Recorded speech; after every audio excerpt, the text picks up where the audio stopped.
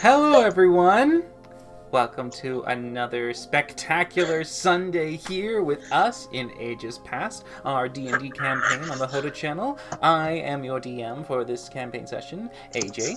And of course, I am joined with 4 amazing players. Let us introduce them to you. First off, we shall start with our lady. Okay. My name is Kayla, and I will be playing Valindra, the half-elf, half-warlock. Wait, no. Well, I mean, kind of.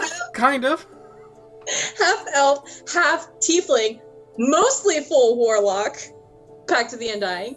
And she has the greatest little companion, the cutest little fennec fox in all the world, and his name is Winnie, and he's the absolute best. Yes. And he's the team mascot. That was a fantastic intro. Excellent, yes. And then, of course, as you just heard, our British player. Who are you? Who am I? Who are you? I will be playing Varkesh Stormcaller, the Dragonborn half Goliath Storm Cleric. No, see, I bollocks that up. Thanks, Kayla. It's contagious. And that's a good thing to clarify because there are storm clerics, I believe. I think that's there are, yes. So good to clarify that. Well, I'm not that one. I'm the cleric. Cleric. Yes, I'm the cleric. Oh, cleric. Yeah, good. Great. We are off to a good start. Third in our lineup, we have, of course, Cody. All right. Okay, So, you can say your name too. They all said their names. So I didn't want. How do I define you? Okay. The other boy? well, I mean, whatever. Technically, Connor's a boy too. Anyway, I'm playing Rook, the half tiefling, half Kenku, inquisitive rogue. Yes. And our last but not least. Hey everyone, my name is Connor. I will be playing Smoky Cloud, the half Tabaxi, half Fire Genasi Abjuration Wizard. Oh, there we go. As you can tell, we all have a fun little selection of races here under a homebrew rule for half-breed. You are able to mix and match the 2 different races that you can find already existing in the player handbook to create a whole new variety to play with. Now, of course, with these playing in the half-breeding kind of party here, we've had a lot of adventures, ups and downs, twists and turns, and last week we had some really intense ones. So... Oh, but of course, before I dive into the recap, there is one thing to mention, that we do also stream on Tuesdays at 6:30 p.m. Pacific Standard Time, and that is also on the Hoda channel, and of course, any time you spend here and there gives you Hoda points and loyalty points, which you can spend to help the players, or the DM if you feel vicious, on the games that we run on Tuesday. So, it's a win-win for everyone. Please make sure to check us out either way. But, with that covered, let us recap. So, last time, the party had successfully reconvened at Jin's place and were thinking about turning in for the night, preparing a few bits of either spells, holy water, and other preparations needed for the potential encounter with a vampire the next day, as Rook had informed them of this particular individual approaching him at the Red Wine Inn. But before that could even happen, Rook and Valindra both exited the Dragon District, heading out to the main market square, Valindra looking for a Fletcher store, and Rook heading to some attempt to find the contacts of some of the Kenku that might be lurking in the city. Now, of course, having to split at the meantime when they went their separate ways, Valindra went inside a store. Quite successfully, she was able to infiltrate with Dimension Door, though getting out was another thing entirely. So she sat and waited for a little bit as she made sure that Winnie, her faithful little fennec fox companion, followed Rook on his way down further to the entrance gate of the city.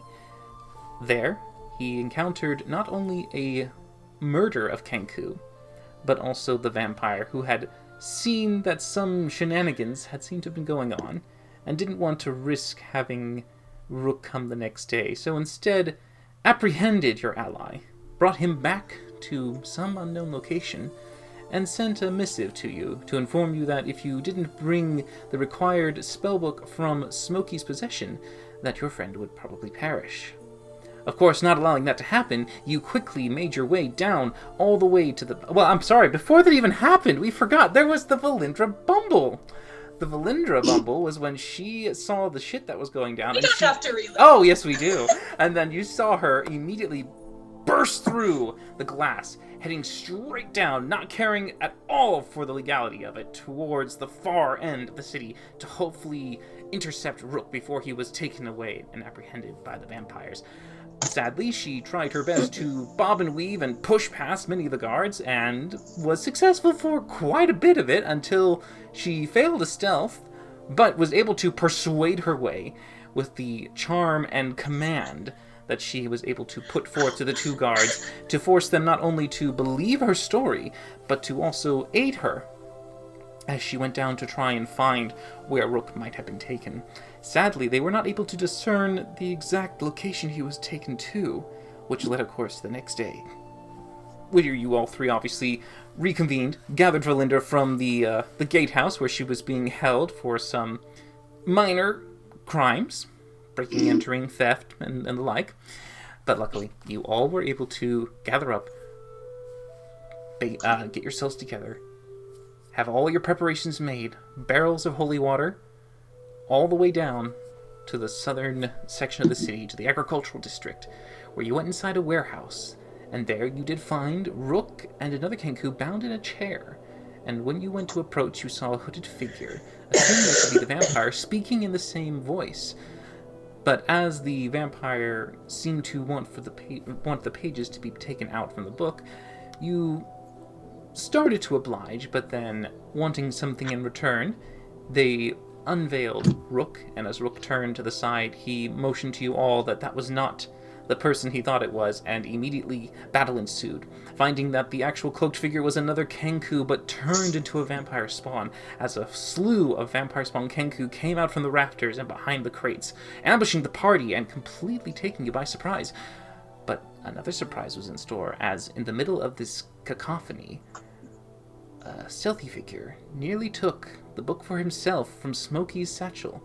Now, with a bit of tug of war, and a bit of heave-ho, and some grappling, and some fireballs, and holy water showers, and big sunbeams from the sky as the rafters were blown to pieces, you were able to not only thwart the spawn, but you were able to keep the vampire within the rays of the sun and the showers of the holy water, enough to basically eradicate him. But just at the last second, he was able to get the few spawn around him to cover him in shade, allowing him to misty escape out to the side. But before he could even leave the warehouse, you were able to blast a fireball and shoot an eldritch blast at the form, causing him to fall unconscious, but sadly, his form continued to drift away, heading out into the sky. Quickly wanting to keep in pursuit and making sure not to lose sight of this, you, the party three, went outside the door as, instead, Smokey turned into a gaseous form and started to drift up into the sky, to float and follow to make sure to not lose the trail. As you three went up ahead, you saw that Winnie was pointing, keen, vigil, and looking to where the smoke was going. You immediately followed the very reliable Fennec Fox's perception all the way down the streets, heading towards wherever this gas may take you. And that is where we last left off. So, you guys are racing and running right now. You are moving through the streets. It's a winding kind of motion as you're trying to keep a good eye in the sky. It's very difficult to kind of track this wispy cloud in the bright sun. But it is something that you're going to try to do. And with Winnie kind of keeping a keen eye and with all three of you looking, one of you can make your perception check with advantage. Ooh, I like that. Yeah, I think It's just running and saying, "Follow that fart cloud and the vampire." Okay, Natural 20. so nice. as you guys are bobbing and weaving, ducking and dodging, Rook knows the streets well enough to be able to not only cut through some of the alleys and find a good shortcut, but also to make sure to kind of predict where the drifting smoke is going, kind of calculating these mental mathematics in his head that he's just kind of understanding where it must go, where the drift is going, where the wind is pushing it, being able to not only predict where it's going, but easily being able to arrive in front of it as you see it drift over your head, and you see him look at it for a second before he points out into another direction, and you all quickly convene in that location, heading as fast as you can to make sure to stay ahead of the cloud and watch where it will eventually land. Smokey, you are drifting like a cloud, following in a very casual, leisurely manner. Not a care in the world. But I do need you to make a perception check. You do get advantage because you are aerial. You're not looking through a lot of buildings and rooftops, so Perception advantage. It's going to be a 14. Okay. You're pretty keen on finding the puff that you're looking for. You do delay a little bit, as it's kind of hard to keep track of it sometimes, as it wisps and dodges and ducks and dives, but you are able to slightly keep track of it. It's ahead of you by a little bit. It's slowly got some ground, but you're able to keep it within your supposed magical vision as a fart. But luckily for you, you keep a weather eye out as the party pursues all the way up the streets, past the main thoroughway where you have the agricultural district start and the main gate to the left. You push past a lot of denizens just as they start the day, getting ready for business. You kind of shove and move by, Varkesh being a very large dragonborn. Many of them start to see him from a distance and they start to kind of begin to part the waves. It's a little slow, but they are kind of impeding you as you're trying to push past barrels and carts, all these different things that are obstacles in the way. I need all three of you to make acrobatics checks. Yeah. If you choose not to dodge, you may make athletics checks. I will athletize my way through. All right. Wait, is Rook still bound, by the way? My hands are. Rook is bound by his hands. Damn it. Okay, shit. Ooh, okay. And Valindra. I'm scared. I don't know which one to choose. Do I just freight train villages? Oh no. Okay, not bad. All right, with the two of you immediately jumping over and spinning on your toes, using your ambidexterity to be able to keep away from most of the pedestrians and dodge around and slide through gaps here and there, that you find a way to just kind of cut through this wave of people. Varkesh, on the other hand, thinking that he's a bit more of like a clever klutz, he's just going to start to barrel through. He starts to run, but a lot of the times, instead of just kind of using his force to push through, you hear just from behind you, and people going, ah! Sorry! The sudden... Yes, you do hear vendors just going, oh! My apples! And you other see other ones go, the corn! My corn! There's a Don't lot worry, the bird will pay for that! There's a lot of produce flying in the air, left and right, as this massive blue creature is going through, wood splintering left and right. Eventually, he pushes through the main crowd. He's behind you by a good maybe 30 or so feet because he had to kind of boom, boom, and go, sorry, and there's a bit of moment where it's like stopping to turn usually leads to another bump and another bump. It's like a very weird ping pong of knocking this little blue metal ball, boom, boom, boom, going all the way down the street. But never take me dancing. You do make your way. However, Varkesh, you probably left a bit of destruction in your wake as you make your way. I would imagine. As you make your way further and deeper into the city, seeing the banners change color as you start to enter the trade district. The sights around you are a little bit more barren. The street is a little more empty. But Rook, with your keen perception, you notice that the smoke starts to slowly go closer to the ground. It begins to mellow towards the pavement, and you see it go towards what looks to be a small set of cellar doors that looks to be next to what looks like a abandoned-ish building. You can see that it doesn't have much in terms of any kind of care or upkeep. It's not necessarily occupied. It looks more dark. Next to it, there's a nice, very beautiful shop that looks to have a lot of different things poking out of it, little pieces of metal and glass just sitting in the displays. But you can see that that one is just vacant. But it goes in between the cracks of this wooden door that seems to be propped up at an angle on the side of the wall. There's another door here, and we'll go ahead and. Does it appear to have a lock on it or anything of the sort? The door doesn't have like a padlock on it, but you can try opening it. Yeah, I'll go ahead and give it open. Actually, maybe this might be like a kind of a protected area. Just stand back, and I will cast a mage hand to open the door. Okay. He's saying his crap. Once he's like 15 feet back. Okay, as you get I'll him do to... 20. I'll do 20. 25. Okay. 20. Getting that extra safe distance behind you, kind of do the backup as you hear Varkesh going, catching up to you. I think I stood on a child. Varkesh, We can worry about that later. You have the wood. Pardon? I mean... As this discussion is happening, you see Valindra, the mage hand is just doing this. It's having resistance. It doesn't seem to be able to open the door. I will Eldritch Blast the door. Okay. Just gonna blast it wide open. That's fine. Go ahead and make an Eldritch attack. As this time, Smokey, you come over the top of some of the buildings, and you see your 3 allies right there. A mage hand just being pushed to the side as an Eldritch Blast goes...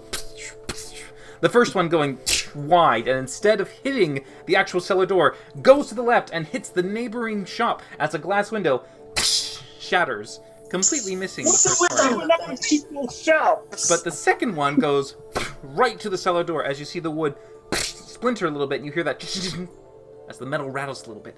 It's splintered. Oh. There's a bit of a hole. It's not fully destroyed. I'm gonna walk over and just like literally kick that door in. Make a strength. We're all pissed. So I'm gonna die again.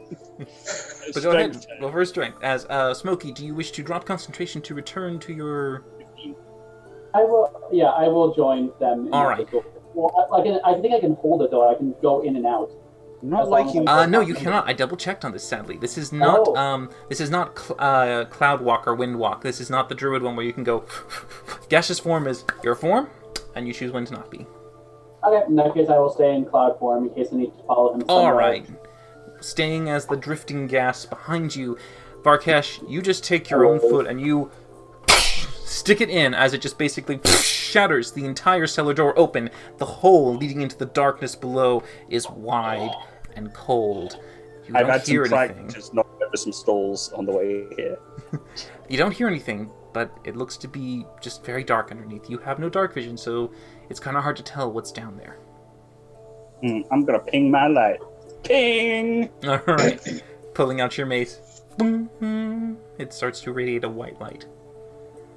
Do you enter? Are we all going down there, or do I have to go? No, we're all going down there. Right. Smokey goes in. Let's go. It's just Yeah, I'll follow Smokey. Okay, great. I need a marching order. I'll go right behind Belindra. No. Because leaves me last. I mean, I'll be very slow. I can only move. My movement is 10 feet. Yeah. Oh, okay. Yeah, Smokey's in mist form. So, Yeah.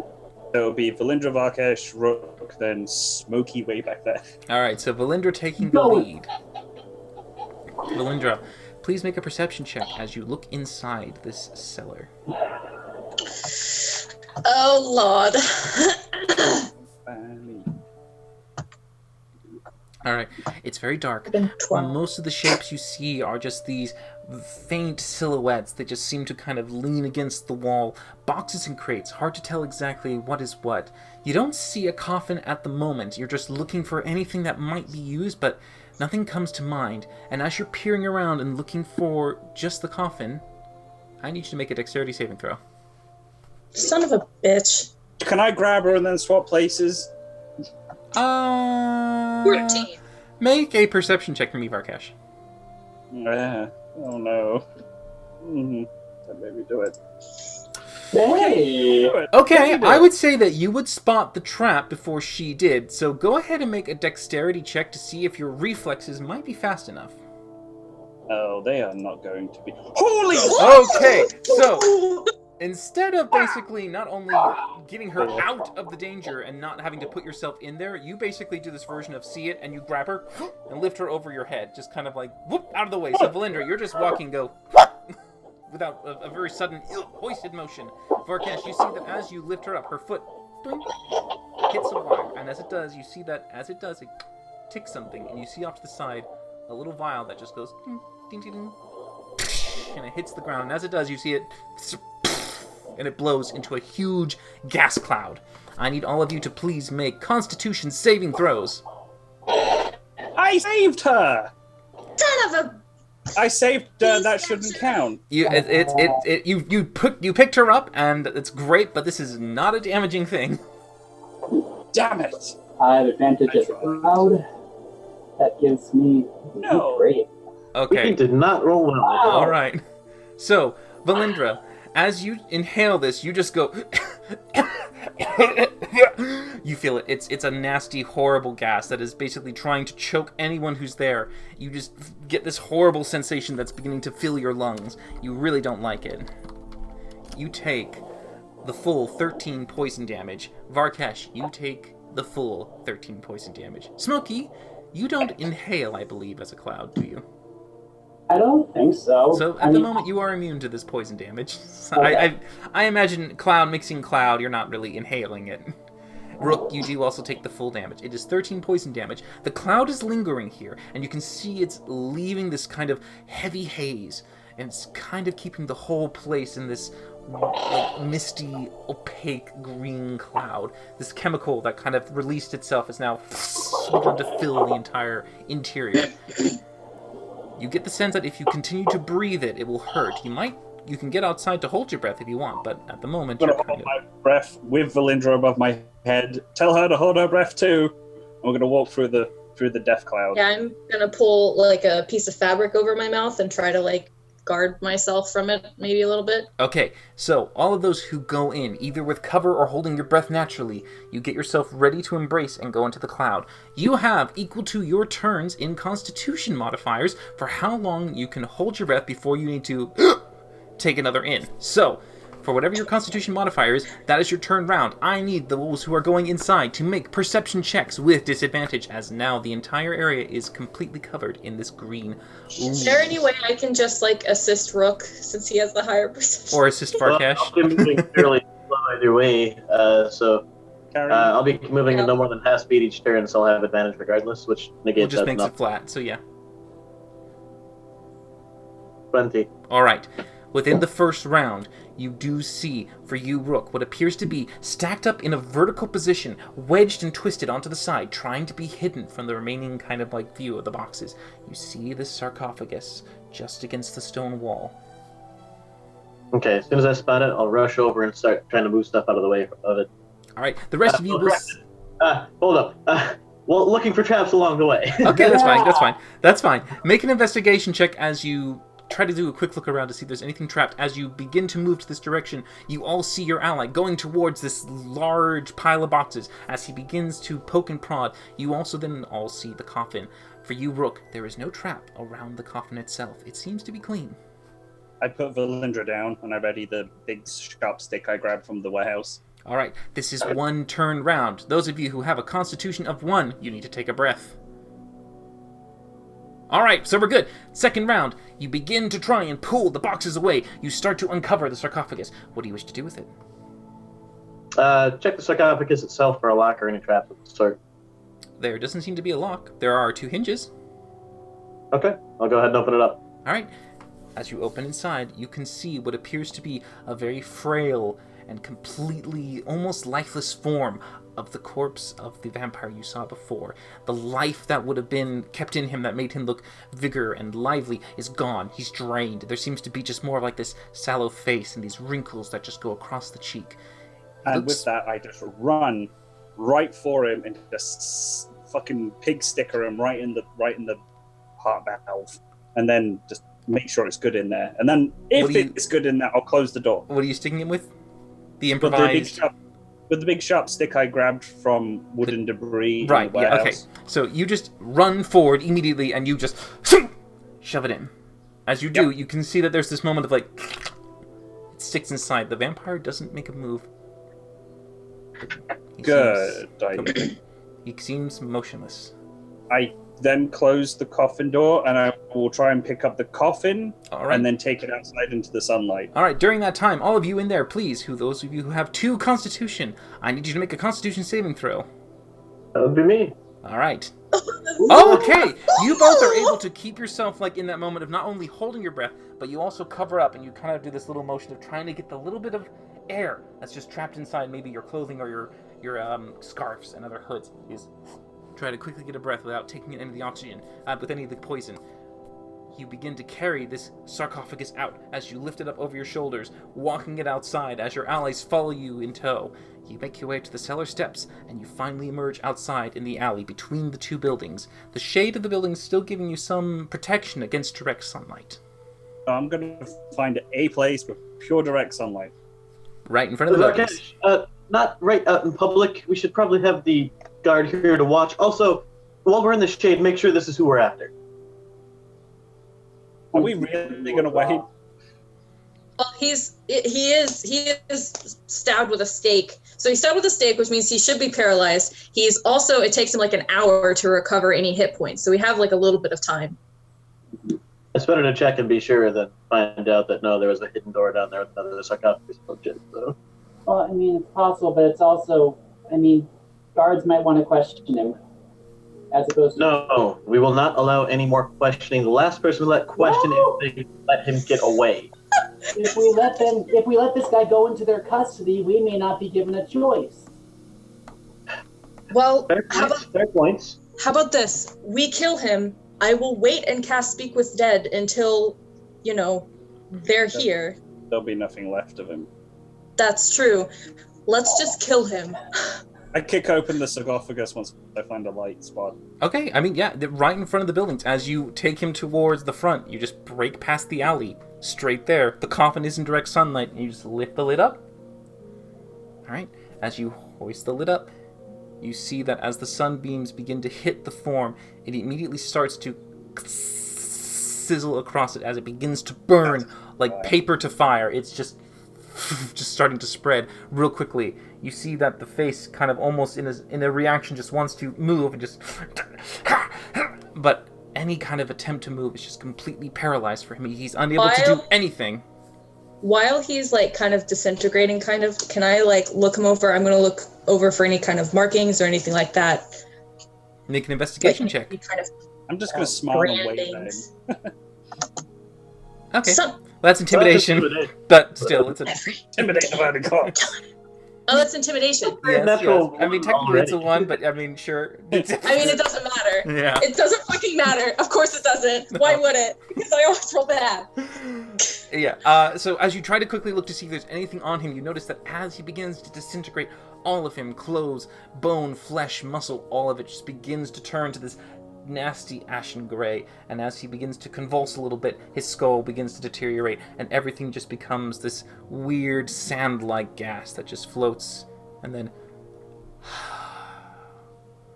drifts to the floor. Not to take away from this real quick, just to point out that is literally Valendra's third natural one just to her alone already within 20 minutes. Fails at the very beginning of this session. Thanks, Getting him out of the way. Getting him out of the way. But yes, you see the corpse. Nothing more than dust. Did we have an audience when this happened? As you say that and look around, you do hear this very weird version of, "What is it? What's going on outside?" As you see this little gnome standing in front of the doorway of the store just next to you where you had the glass shattered by the Eldritch Blast. You can see that it looks like to be a small individual completely covered in oil stains and grease. You can see these little weird aprons kind of stacked on top of him, one kind of cupping him with tools right here at the top, a lower one down at the bottom, wrapped around the waist as well, and a few like these little pulled up sleeves and tools and tinkering devices all around him as he looks down at this completely odd scene of 4 half-breeds just opening this wooden coffin and gray ash falling out. I point to Valentina. I would like to actually just mimic breaking glass and point off in a random direction leading out. I accidentally pointed at Valendra while this is happening. I mean... gesticulate wildly, trying to, make them think that whoever broke their glass ran the fuck off that way. Can you mimic the sound of breaking glass? Oh, yeah. Yeah, they have mimicry. I couldn't remember if mimicry was for voices. Does it do sounds? Any sound. Yep. Any sound. Any sound. Okay, go ahead and make a performance check for me. This is a little different. I mean, this is like me doing onomatopoeia of versus... I will also point in the direction that Rook is doing. A creature that hears the sound you make can tell with a wisdom check, so I'll do the insight too. But go ahead and... a deception check. Yeah. So go, deception then. 26. Whew. Liar. Only sometimes, when it's necessary. Whew. I no longer trust anything you have ever said. Alright, he is completely convinced by the sound, and he sees you make it, and he looks in that direction. Rakesh, do you want to just mend the window? What was that? Yeah, How do you know I could do that? Poison! What is your bird? Your bird! somebody broke your window. It definitely wasn't Valendra. I think they're going on a rampage. Still pointing in the direction. Of the overturned carts. Both of you make a deception check. Oh Oh no. Okay. Okay. As It's not that bad. he looks at you, but then he sees Varkesh with that kind of version. It wasn't Valindra. It just seems to be this kind of like, oh no. As he looks and completely stares at Varkesh for a moment, just goes, Then who did? I see that you've seen something. Then you would have seen who was the culprit. Who was it? I just repeat the noise and continue pointing. I think your bird is broken. There's something wrong with him. Do you speak? Can you mimic anything that's a sound of speech? I mimic the voice. Mimic anything that's the sound of speech. Yes, good, yes. Bloody Kenku, they can't understand anything. All they can do is just repeat, can't they? They are very stupid. Indeed. So, who broke my window? The bird. No, it was not. Look, they ran off that. Here, I'm gonna give him. I don't know. I'm gonna give him 2 gold. he looks at the gold pieces for a second. There's for your window. But, did you break the window, or are you just giving? I didn't. I didn't break it, but we have things that we have to do, and I just want you to have your window fixed because I'm a nice person. But also, don't run away from your shop now that your window's broken, because apparently there's a huge crime problem in this area. As you say that, there are guards coming from the other side as the commotion has been pointed towards the large blue dragonborn who had barged his way through the marketplace. That's right, I did that. And as they begin to come in, he looks at you and goes, I can't accept this. This is just charity. I need to find the one who's responsible for this. Oh! And you see him look as the guards approach you 3. It was this vampire guy that did it that we just killed, so he doesn't have any money, so please allow me to fix your window on behalf of House TL. As you do begin to mention the houses, you do see the guards kind of pause a little bit, but they do continue forward after hearing you pronounce House TL. They do stop at the edge and kind of do a little bit of surround and go, "We were told that someone had barged through the marketplace. A large blue dragonborn." They look at Varkesh. Wait. I have you know I'm not blue. I'm navy. It was necessary in order to catch someone who has been causing tremendous problems for not only individuals of the city, but could cause tremendous problems for the city and possibly the world as a whole. So I do apologize for the damages, but yes, Smokey. Officers, could you possibly get us in contact with Head Investigator Darrell Natiel? We have some history with him, and we have some information that I think you'd be very interested in. With the investigator, very well. We shall have him summoned immediately. In the meantime, would you please... We shall use that shop over there. And they points to the one with the gnome that goes, My shop? Oh, I don't... be careful in there. Don't go in this. It's dangerous. There's lots of dead... As you all are kind of ushered towards his shop, just to kind of be off on the streets and kept in a place that they can see you, so there's no funny business. Okay.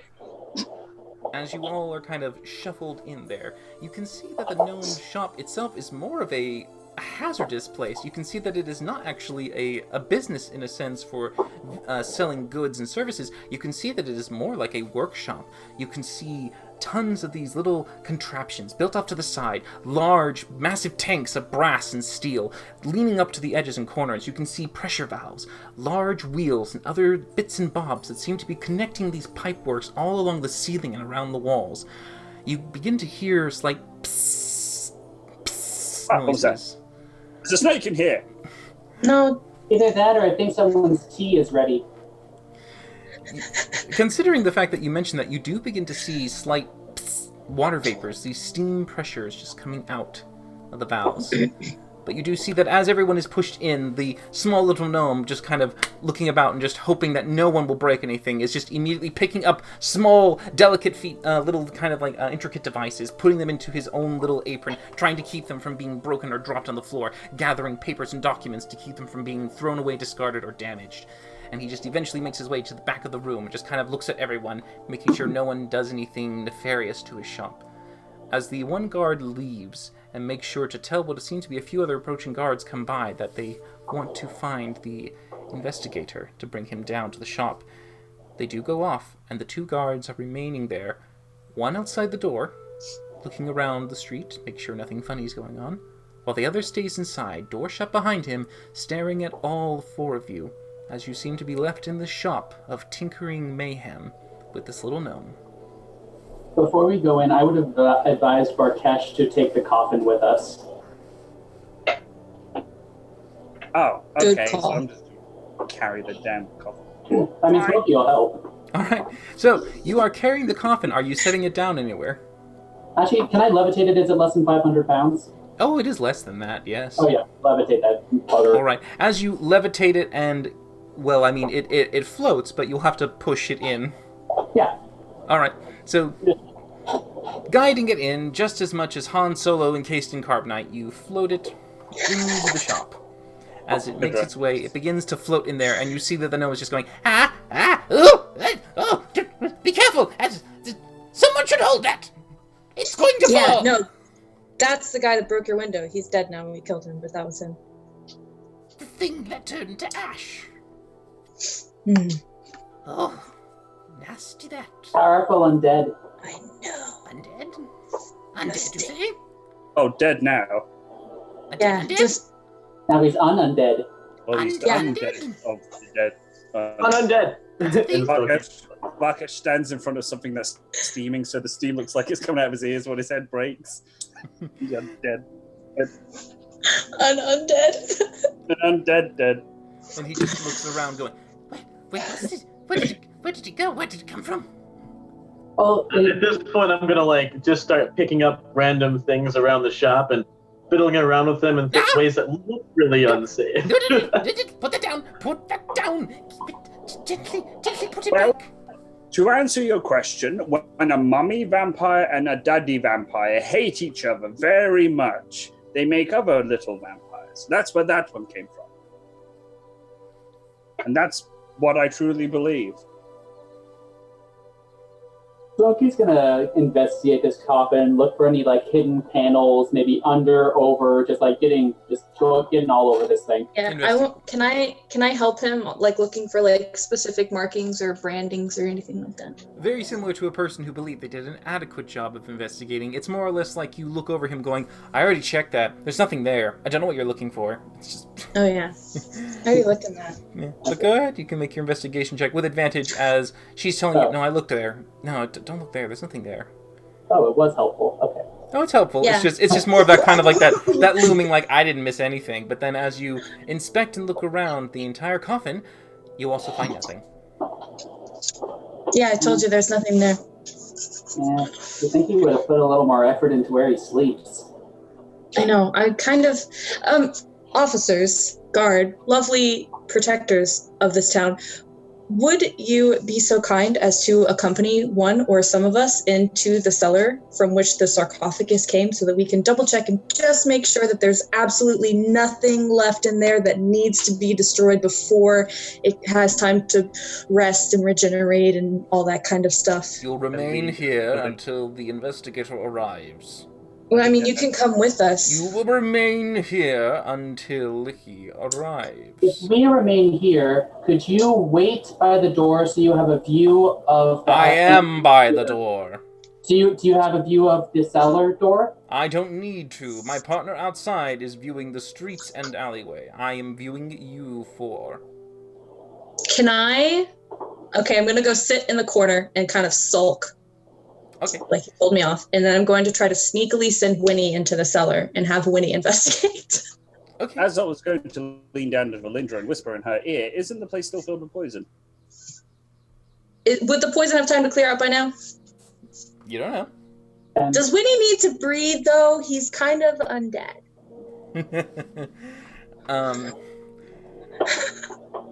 I would say for the most part he is a construct, so he probably wouldn't need to breathe.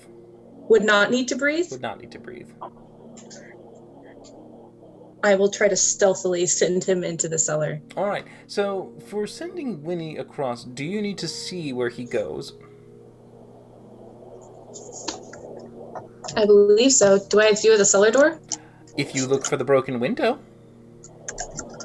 Yeah, I'm gonna go look through the broken window. All right. You go towards the back part of the actual shop as you eventually see what appears to be the shattered remains of the broken window that you accidentally hit. You can see that there's a bit of shards here and there, but you can also tell that it looks like you knocked over some ink, and you can see what looks to be a nice blueprint that has been slightly smeared and padded up with what looks to be like spare rags and towels to try and stop it from bleeding too far in.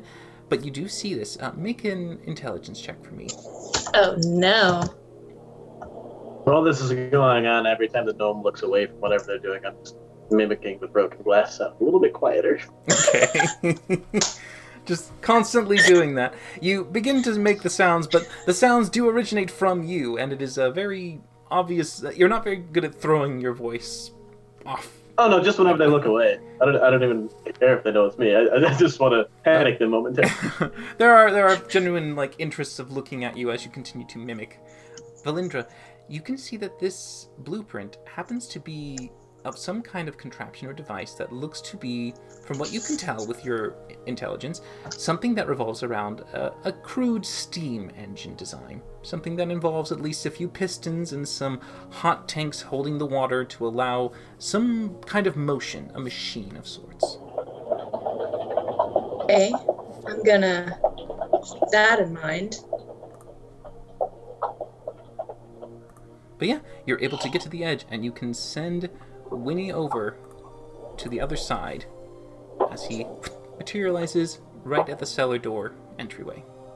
Make a stealth check for Winnie. Okay.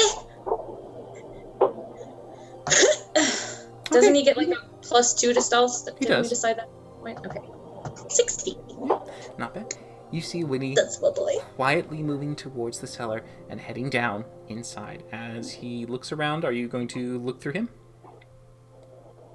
Yes, looking through him. All right, you begin to look through him as you investigate underneath the vacant building. Go ahead and make a perception check for Winnie. Oh, come on, buddy. Come on, buddy. Come on. Come on, buddy. Oh, that's 17. All right. What's his perception modifier? I don't believe know. that's also a +2, if I remember correctly. It's either that or a +4, but yes. So. I think it's +4. All right. You think it's +4. So you make your way with Winnie inside. He does seem to snoop about a little bit and begin to try and find anything that might be left inside here. You can see that there is one thing at least of interest that first, comes to your attention. It looks to be what appears to be a satchel, a very familiar satchel. And as you approach it, you also notice that this is probably Rook's.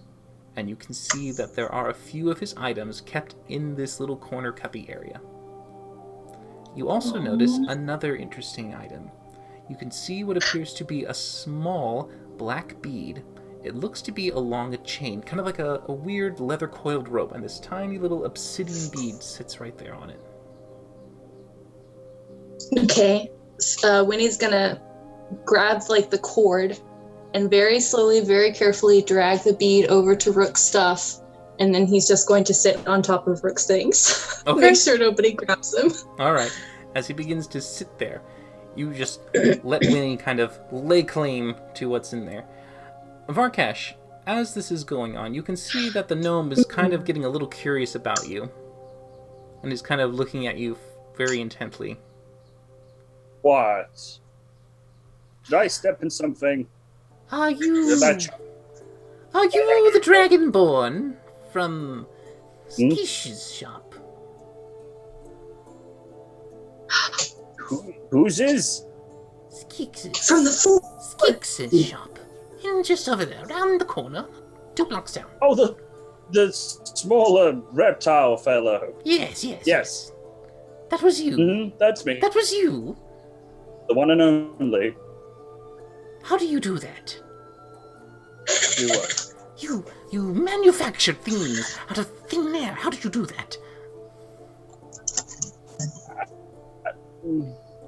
That's a good question. Usually I use my hands, And then you use hammers, chisels, files, tongs, keening hammers, all sorts, really. Oh, and magic from the big man upstairs. Yes. He mentioned magic before. I saw that there was something with an amulet. Do you have this amulet? Right here, it's hanging around my neck. May I borrow that for a moment, please? No. Oh, I want to try and use it. I use it, and what do you need it for? I would use it for what you used it for, to manufacture things.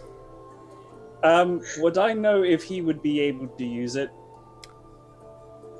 You get the sense that unless he is a devout follower of your particular deity, it probably wouldn't work at all.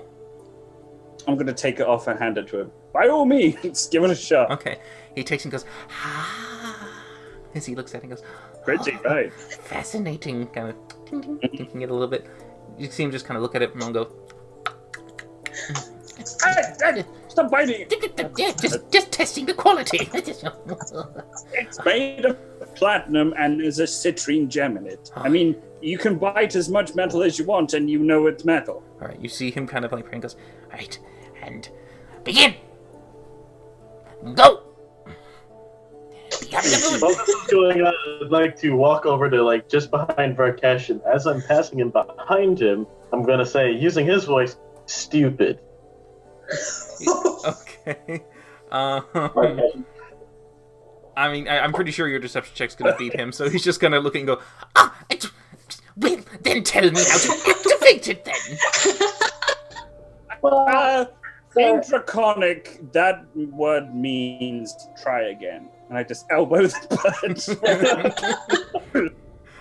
button. make a deception check. Don't make me do that. It's one of my worst ones. Okay, I'll take All that. right, he just looks at you from this. Yeah, Dragonborn, Draconic. Yeah, just no respect for the lessers. No respect.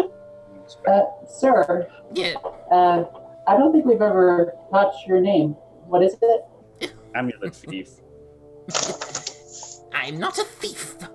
I am an inventor. My name. Oh no, thief in Draconic is try again. My name is Professor. And his word, the lesser, since he just said that. In your voice or Varkesh's voice?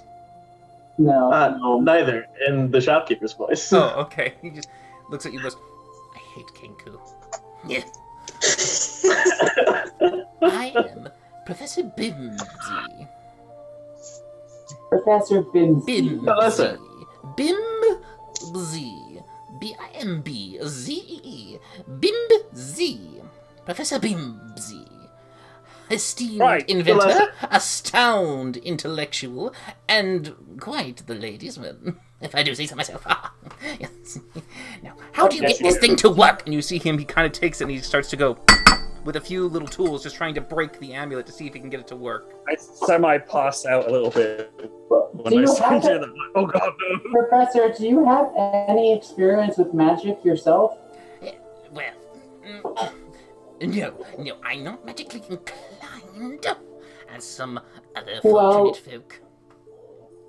Well, how magic generally works is, I mean, that's pretty much, as far as I understand, just a talisman that's a symbol of his deity. And so unless you believe in the deity and you kind of are blessed with powers yourself, it's not going to really do much for you. Would Smoke know that?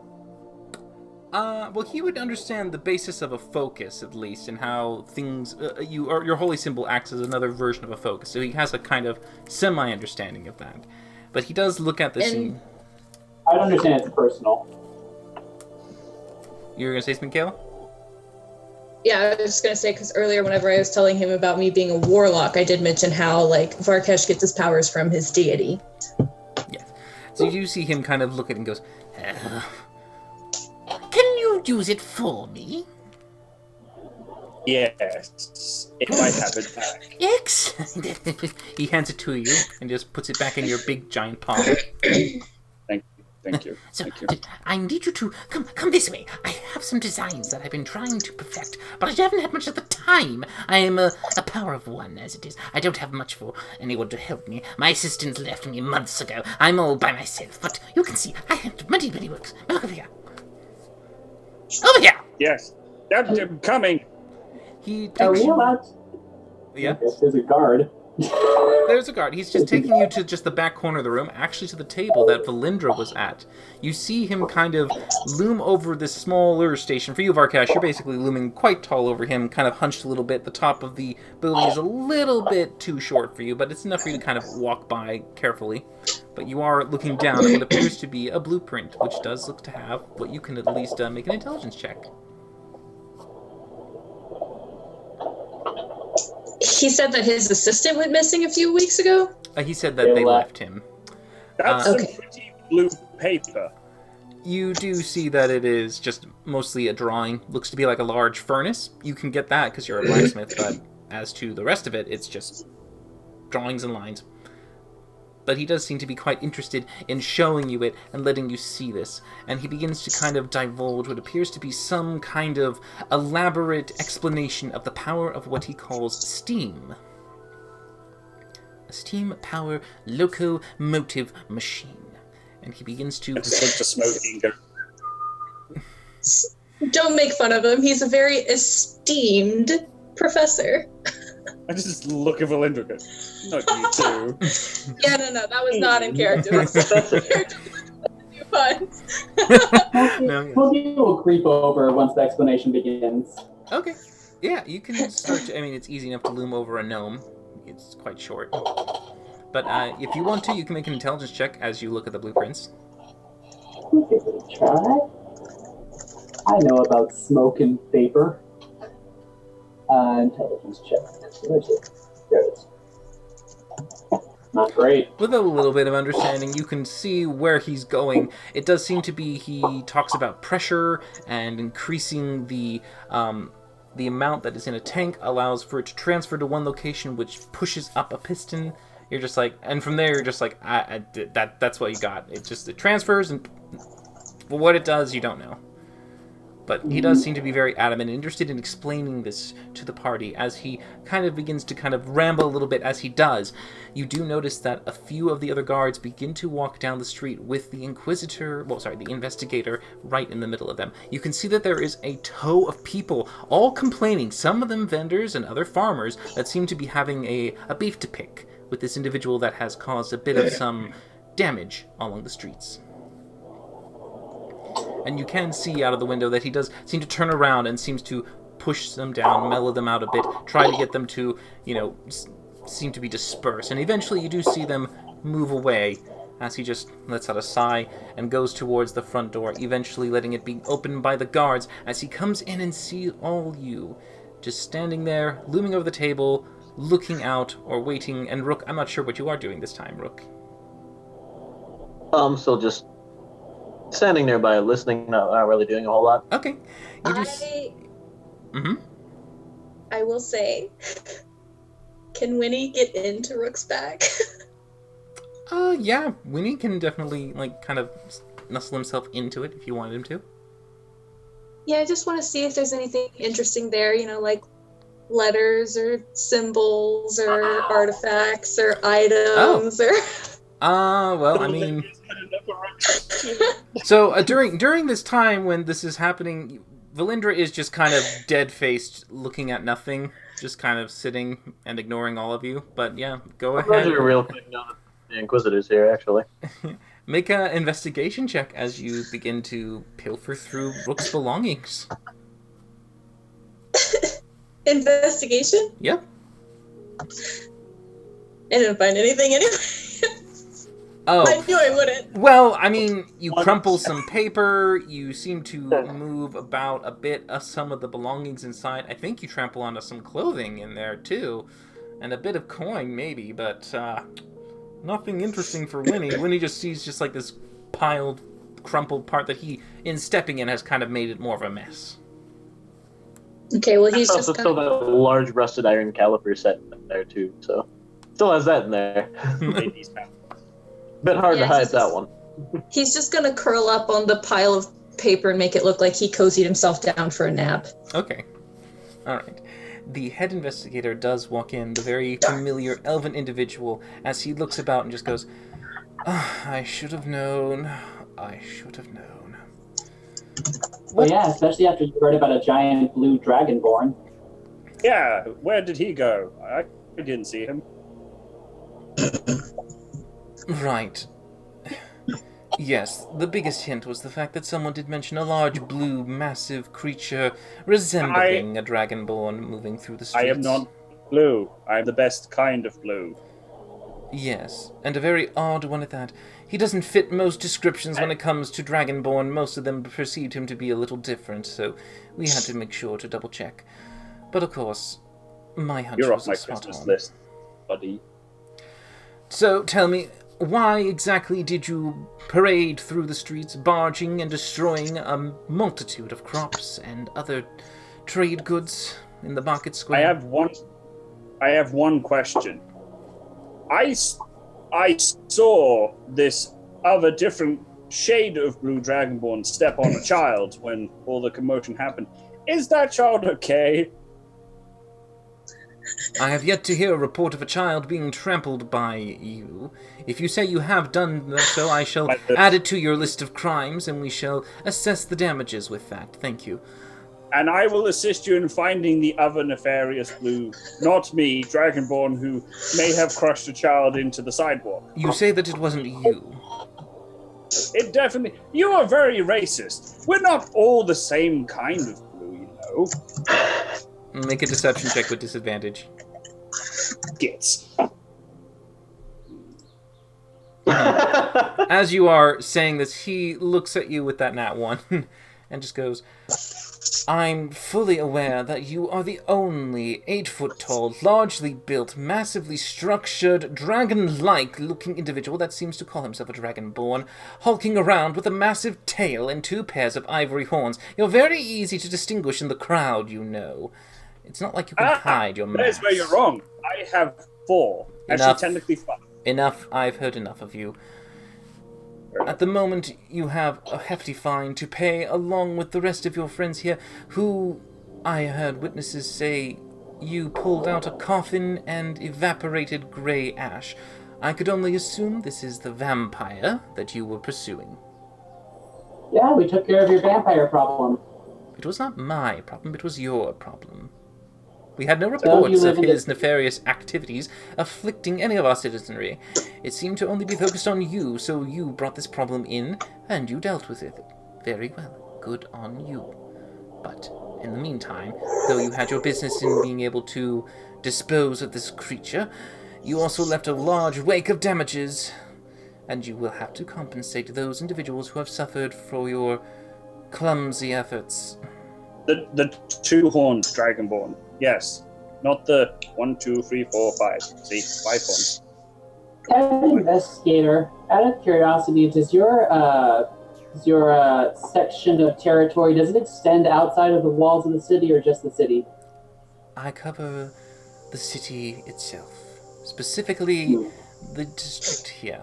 From the trade district, to the magisters, to the markets.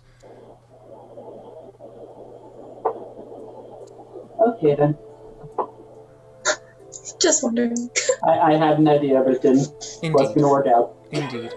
So, from what I have gathered so far, you have destroyed what appears to be 3 carts holding some crops being brought in from the fields outside of Olniel, as well as a few broken stalls, some torn dresses, and a few other complaints with bumps and bruises and bits of people being knocked about by a large, massive, muscled beast.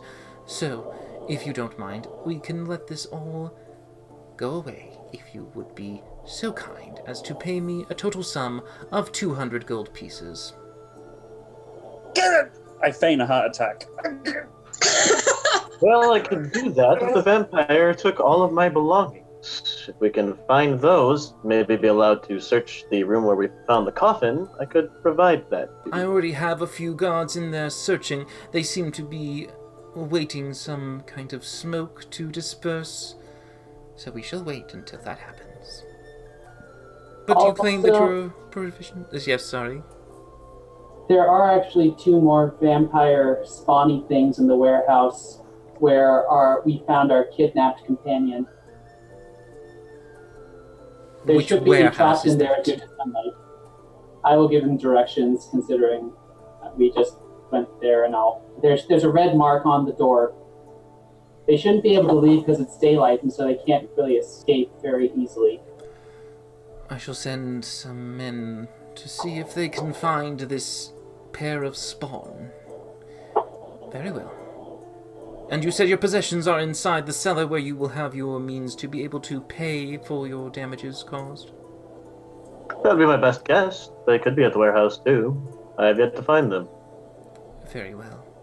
When your belongings are located, we shall be sure to remove the sum of 200 pieces from your purse. Certainly, I don't have a problem with that. Very well. In the meantime, if you don't mind, I would like for you to stay here momentarily while we get this sorted out. I shall come back to you momentarily. Please. Rook, you have a purse?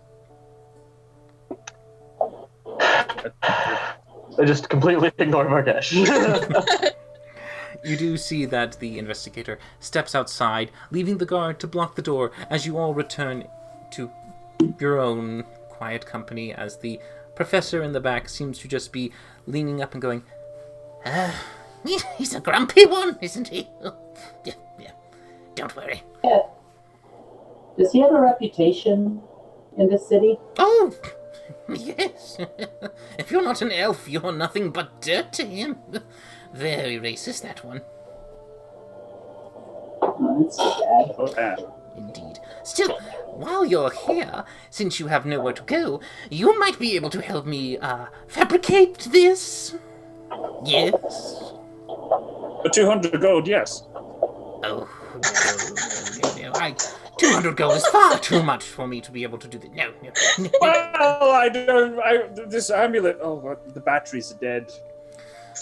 I don't know if it'll can work. do it myself, but how about this? If you do this for me, I shall share with you the secret of the power of steam. The steam engine, locomotive machine. Wow, that's. And I just looked at full interest. That's fucking great. That's amazing.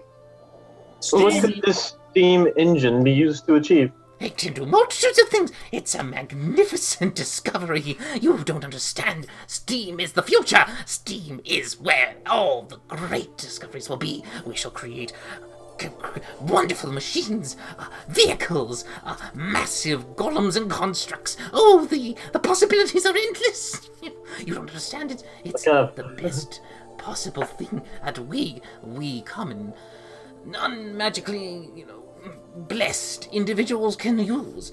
We don't have the grace that some of those have. So we must resort to other means, and this is the perfect means. I glance up to Varkesh. Well, I think as emissaries of House TL, it may benefit us to help you with this. Might we be able to negotiate maybe a working prototype to show our employers? He kind of leans back and goes, Yes, House TL. Are you affiliated with that house? Yes. Are the champions? Champions. So you're quite in with them. He seems to look a little troubled by this. You have a problem with dragons too? They're magical creatures, and they have all the power. If they got wind of my discoveries, they might try to shut me down, or run me out, or do other things. I don't want to. That's a good point. I would rather not do that. Maybe not for House TL then, rather for our own use.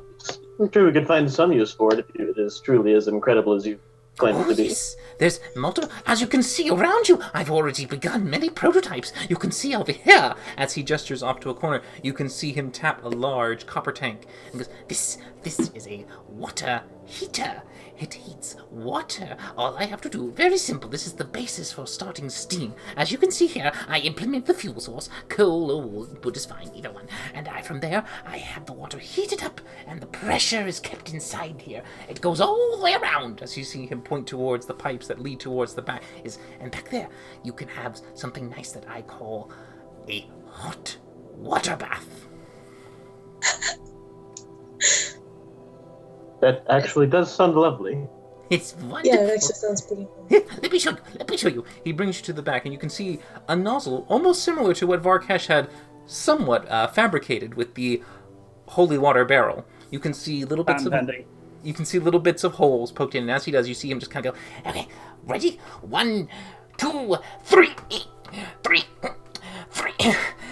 It's a little stuck. Just twisted forward. Okay, yeah, with your strength, you just kind of pull it down without any effort. And you see, as you do it, water comes out. And you can see that as it comes, steam and hot vapor begins to kind of come out from the nozzle, and it mists around the area. And he goes, see, now you could just wash your hands this way. As he puts his hands on it, he goes, so much better than bathing in a basin or a bucket. This is quite impressive. And tell me, what would the engine that you speak of be used for? Just more of this? Yes, it's the locomotive engine. as he takes the lever and goes, closes it. Yes, the steam locomotive engine. That is my particular favorite. As he gestures you over to a small little clockwork-looking device, what looks to be almost kind of like a small... Well, you could assume... Actually, go ahead and make a nature check for me. Okay. Not very good at this. Nature check when it comes to engineering. This is interesting. Since you all are looking around, nature check for all of those who want to determine what creature he seems to be using the inspiration for. Ooh. Bet it's a Mephite. I wouldn't know. We're rolling just terribly. Oh, okay. Smokey, you think you might know it. Valindra, you're pretty sure you know what this is. This is a bullet. This looks to be a land shark creature. Very... Bullet-like. And you can see that it's curved and arched, very smooth, has like kind of a pointed end at the top. And you can see that as he brings it up to the table, you see him begin to pour some water inside. Looks to be like a small vial that he just fills it up with there. You see him tweak a few things. And you see him just take a small little flint and tinder and just goes... And you see blows inside of it and seals it up and waits for a moment. And he says, now wait. Just wait. Give it a moment. Won't be a moment. Don't hold your breath. Wait. And as it begins to slowly... it begins to move. You see, see, motion, locomotion. What does the loco mean? Doesn't that just mean crazy? Localized? Is that from a weird tongue? I'm not familiar with that language. What loco? I'm pretty sure that's Elvish. Loco. Oh, well. Elves don't speak Spanish, it's canon. Not enough Canadian. It is continual. It is a perpetual rotation. Locomotion. Varkesh is going to stand there and look dumbfoundedly blank at everything before he just explodes. I know! This is amazing! Yes! A boat. What? What? That's not a boat. No, Can you- that thing moves things, right? Is that what you're saying? But if you listened before, yes, it moves the pistons, which turns the turbine and makes the engine go. You can rotate wheels, you can spin many things. I looked at everyone else. I can make the boat, and we can use that to make the boat go faster on the water. I'm pretty good. I'm pretty damn good. Sorry, what? That would be interesting, but of course, Well, for Kesh, maybe if you made one of those for him, you could make one of those same things for us. Ed, what you wanting? I say to the gnome. But, well, I suppose I could try it with an aquatic vehicle. That could be something quite interesting. I might need to adapt the design, but I could try. Would you be willing to use your skills to blah, blah, blah, blah, blah? I find that offensive, sir. That's the technical word for it. Hold on. And I look to everyone else and be like, is this what we want? Yes, I think this would be good. And speaking for myself, I am getting rather tired of the dominion that all magical folk seem to have over everywhere here. Having something to maybe boost up us less magically inclined folk would be nice. Yeah, I guess that's fine with me. I say I'm part of the spellcasters. We know you're weak. We'll give it. Fuck off. I am gonna peek back in with Winnie and see. Like, I'm just gonna kind of keep an eye and make sure that they only take 200 gold pieces from his bag and nothing else. All right. It's gonna be like fingers. I mean, as you continuously check in and out on Winnie to see what's going on, eventually you do see that the gas is cleared enough that a few guards have come in and they do search and they find the bag and they do pick it up and they start to bring it outside as Winnie is kind of being jostled a little bit before he is eventually brought into the light. As you see, they pop the lid open and they see Winnie just right there. Winnie's looking up, seeing two guards looking at him. Give the most adorable little yawn. Just make a charisma check for Winnie. This is like plus +1,000,000. Cutest. Pretty good. As this happens, the two guards, stoic in their nature, immediately let their inner, daw come in as they just kind of go, oh, look at him. Oh, that is so adorable. Look at that little face. Oh, and those ears. Look at those ears. Oh, I love those ears. Twitch's ears. Yeah.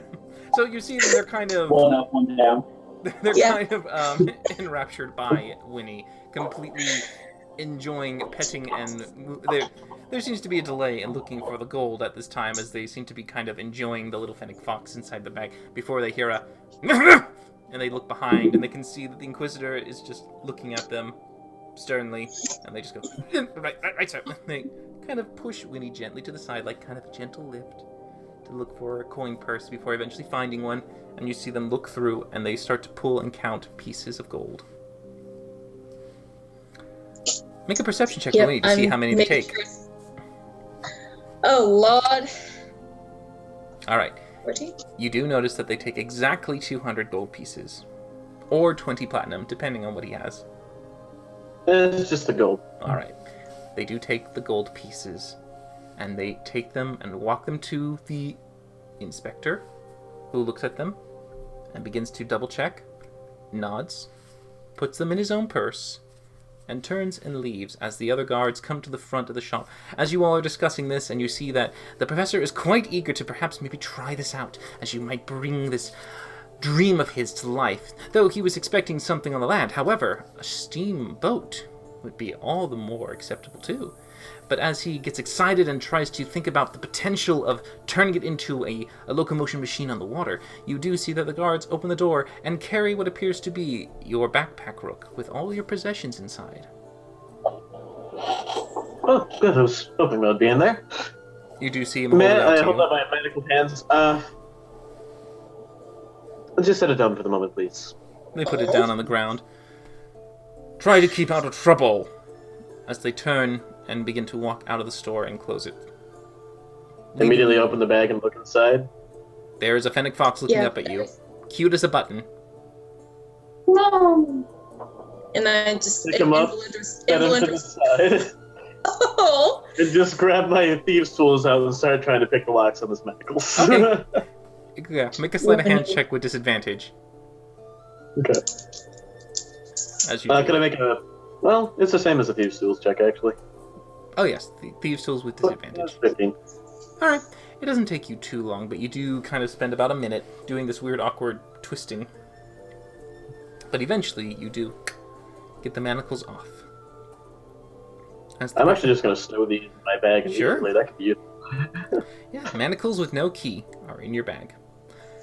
as you do see the professor is getting quite interested. He starts to pull out some spare sheets of paper, kind of jotting down quick notes and designs. He goes, well, wait a minute. We can't do this here. It needs to be at the river. We need to go to the river! To the river!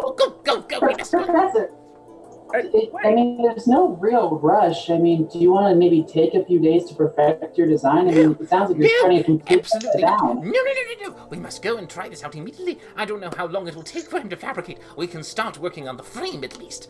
How fast can you craft blue? I don't know your name. It's Varkesh Stormcaller. Ah, yes. How fast can you craft Varkesh? Well, I am pretty excellent. You see? He's pretty excellent.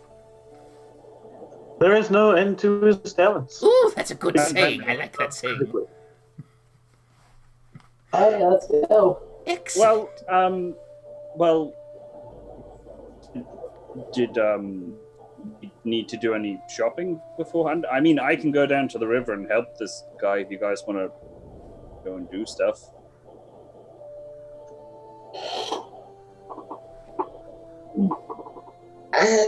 I mean, Did you ever get those hollowed bolts for me, Valindra? yes. I will produce the hollowed bolts. I worked very hard for these. She has a track sheet now. I mean, I kind of already, yeah. I had one, but yeah. Mugshot poster with Valindra's face on it. Go look. She's very photogenic. No, that's not. I look nothing like that. It was a little bit of a trouble getting them, but They got the nose wrong. yeah. They just can't get my nose right. Yeah, he gets it. By the way, Varkesh, is there any chance you could spare any healing? Yeah. Are you injured? Of course you're injured. We fought vampires. Silly question. So arms hanging off. I'm hurt. Are you really? Meh. Almost single digits. Ooh, really?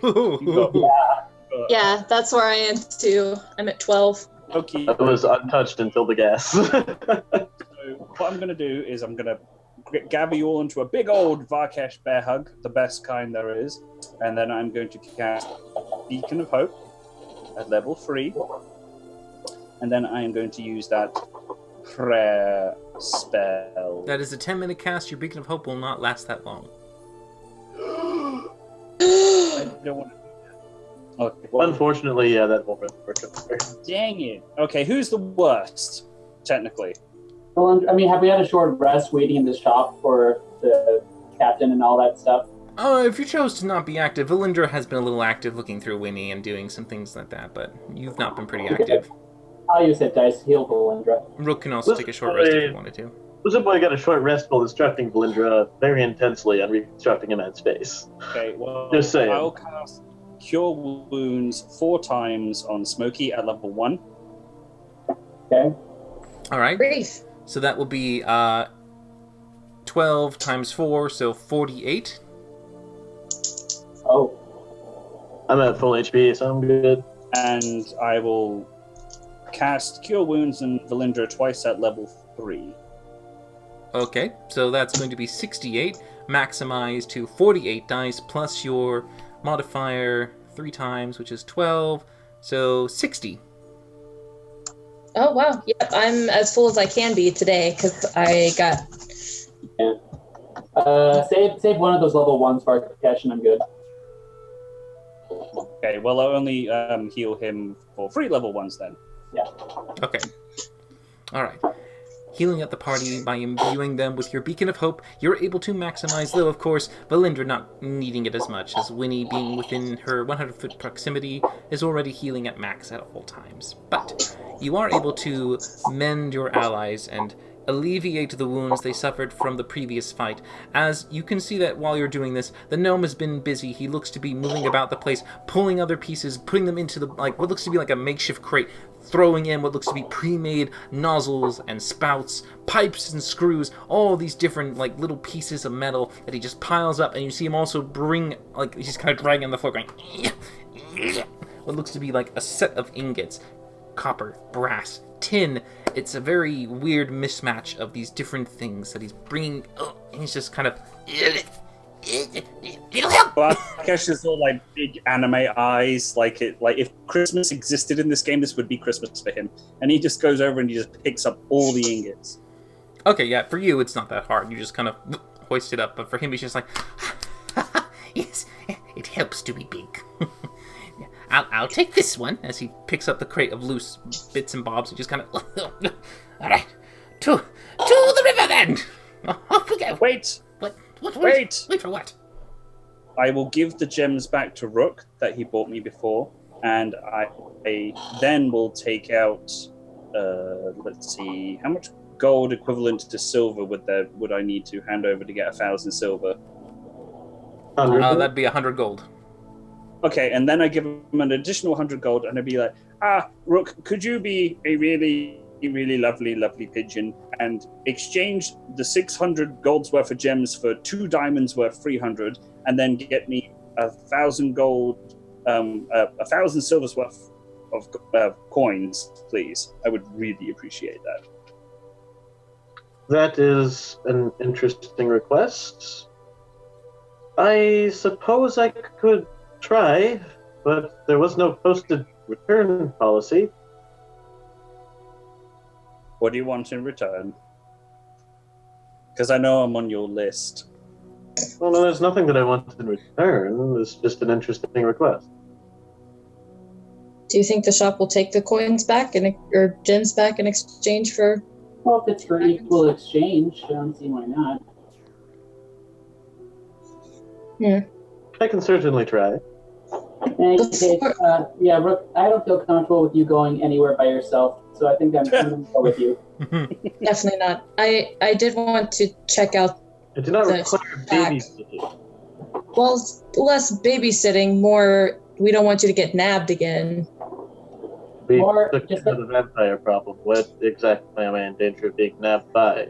I mean, just think of me as a really good crossbow that can throw fireballs. I mean, there you go. Well, I mean, this organization thing is still out there. I don't know if they still want you dead with the vampire. I don't know literally nothing about this organization you were once a part of. So having a smaller target group, fewer people, this would be advantageous. As I'm pulling on my cloak of Elvenkind. I still think Smokey should just hang out with you. I don't think anyone should go alone. It's not you. I'm gonna stay with Varkesh. Why? What do you not trust me to do right? It's not about trust. It's Rook, if you feel really strongly about it, I won't go with you.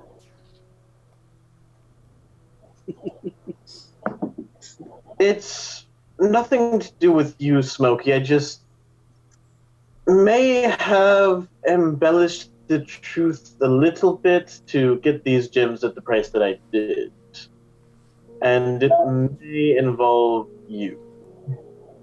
Embellished how? Well, the shopkeeper is under the impression that these were a gift for you as some sort of ornament. Sort of ornament? Yes. I never specified what sort, but like a necklace or a ring or something. Well, I mean, that's the truth. That's what Varkesh was going to make them into, wasn't it? yeah. She's a nice little old lady, and I thought she'd appreciate a love story. Oh, this is so interesting now. Okay. You let a little old lady at a gem shop believe that you were getting gems for a love interest who was a tabaxi. I just never told her that I wasn't. She assumed, and I didn't disagree. Oh, this is fascinating. This is the most interesting thing that's ever happened to me. Have to go with it. Really? No. This is... The most interesting. Vampire fight, massive, horrible death. No, that's nothing compared to supposedly insinuating a relationship with a kangaroo tiefling and a tabaxi ganassi. Deviant fan art of this. We're gonna get some yaoi with these two, but yeah. I mean, do you think that would help then if she got to meet your love interest? Can you feign off not liking these colors and wanting some nice clear diamonds? I mean, I think so, yeah. Okay, can I see a practice? I want a scene. I want to see what this is gonna look like, because I'm not gonna be there for this. You could send a 20 if you... It may be better if you just went and got these exchanged for silver, and I will go to the gem store.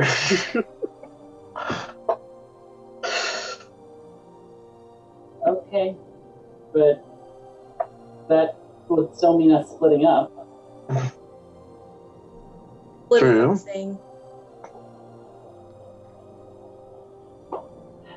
Okay. Well, let's go then, shall we? And I immediately just leave. Okay. Come along, honey. Listen, Push the tabaxia. The two of them.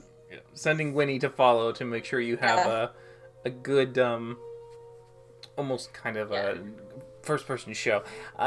So yes, Varkesh. I'm in. Mm-hmm. Sorry. Yeah, go ahead. I meant to ask when the inspector put the 200 gold in his purse, did it look like a personal purse, or like he used this to collect fees for his job, or did he like pocket it? It looked like it was a satchel that was attached next to him, like a very moderately sized looking kind of like leather pouch. Like made of hard leather. So not like a soft coin purse, but more like a hard, like a utility pouch almost. Okay. Okay, that's all. Some people... Okay, so Smokey, here's the plan. Along our path here. As soon as we go in, I'm going to explain that you didn't much care for my selection as much as I had hoped, and you wanted to come along and see if we might be able to exchange something for something more suited to your tastes. Obviously, that'll be for the diamonds, because Varkesh wants diamonds for some reason. Okay. Do you want me to look a certain way? You're fine as you are. The important thing here is that she believes it. He thinks you're beautiful just the way you are. Okay. So then do you want to do most of the talking? Yes, I will do most of the talking. Pretend... Didn't really specify how big the diamonds need to be, just roughly 600 gold worth, and 2 of them. I guess we'll probably want them roughly the same size, so until we come across a couple of decent-sized diamonds, just keep pretending that they're not quite what you were hoping for, and we'll go from there. Okay. I will give you a very obvious cue, and you can go from there. Kiss on the cheek. Okay. Yes. All right. You two make your way.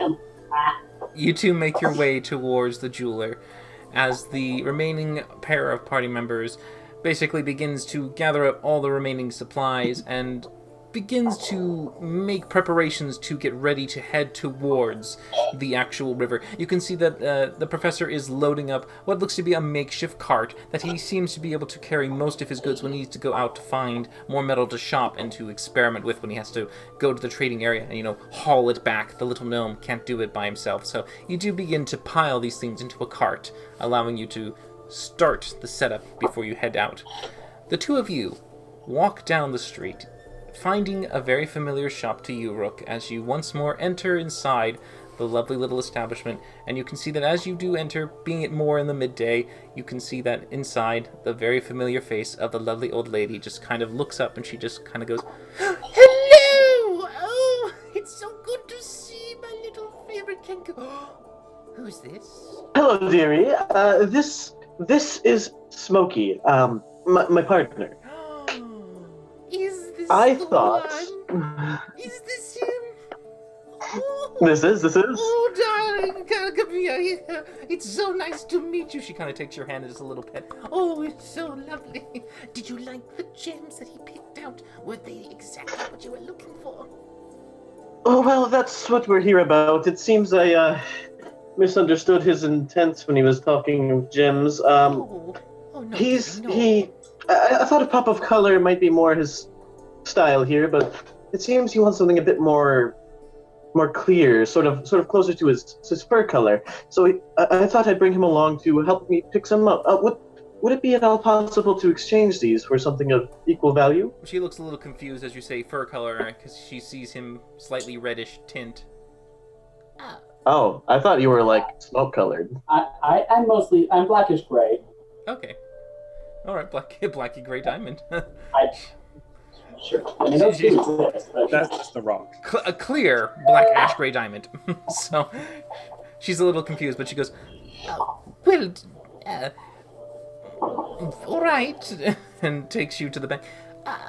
do you have anything specifically that I can get for you? Anything? Anything, Well, darling? what are you thinking here? Do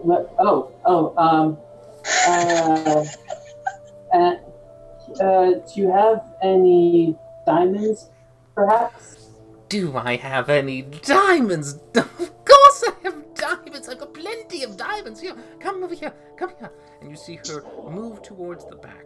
And there you can see, kept in a bit more of an enclosed area, a selection of what appears to be raw gems that have just been assorted out and made into kind of like a little pile. As she goes, I have all these here, each one cut just slightly different. Which do you like? A square, a teardrop, oval, anything you like. Please. Well, and I'll actually lean over a little bit to her. I'm trying to prevent him from spending too much. So, I mean, if you could just let me know if anything is over what he already spent. Oh, well, darling, these are diamonds. They are quite expensive. They'll be far more than what he spent. I think he spent almost 300. Was it 300? Was it 300, darling? Did I spend for you? Was it that? What was it? It was 600, dearie. 600. Oh. I gotta pull up the spread of gems and hold them up to her. And before we get too far along, I do want to make sure that this is okay. Oh, but darling, this exchange? Oh, don't worry about it. Happiness is worth far more than the nitpickings of which gem you picked. Here, I'll take those 3. Let me see. and she looks at them to make sure that they're the correct gems, you aren't swindling her, and she just kind of goes, Yes, all right. Well, takes a little monocle. yeah, right. 1, yes, 2, 3. Oh, good. Now, please, I don't mean to press, but anything that you see here, you let me know if you like. If you wanted to stay within price range, these here, And she just slides pairs, matching pairs, as she puts in square, teardrops, all these different. They're about the same size for the general, each being around 300. I was thinking matching cufflinks. What do you think? I mean, sure. Oh, no. Dearie, no. Just because you're different doesn't mean you have to change. I think rings are the best for when you want to share a moment between the two of you. Oh, that is true. I don't want to break convention too much, although we are, of course, a bit unconventional. Better than a cat, as they say. You're phenomenal, darlings. You're perfect. Absolutely perfect, the pair of you. Smokey will reach out and point towards 2 teardrop diamonds that she has pushed forward. Teardrops. Good choice. They will look splendid. Here, both of you, hold out your hands. Left hands. There you go. Hold it up. There. Now just... She puts them both in there. Look at that. Imagine them sitting right there. The pair of you. Oh. Young Oh, I love the cuts. It's so romantic. I need a tissue. She goes to the corner, just kind of But Yes, I'm getting emotions too. yes, please, by all means, when you get these finally set into a ring of your design and choice, show them to me. I would love to see them. Please, promise me you will. When? But of course, dearie, how could we ever not? You've been so wonderfully kind through the whole process. Oh, and so have you. He is an excellent catch you have there, my friend. I've never seen a Kenku who's been so well-mannered. You found a good one. Yeah, he kind of found me.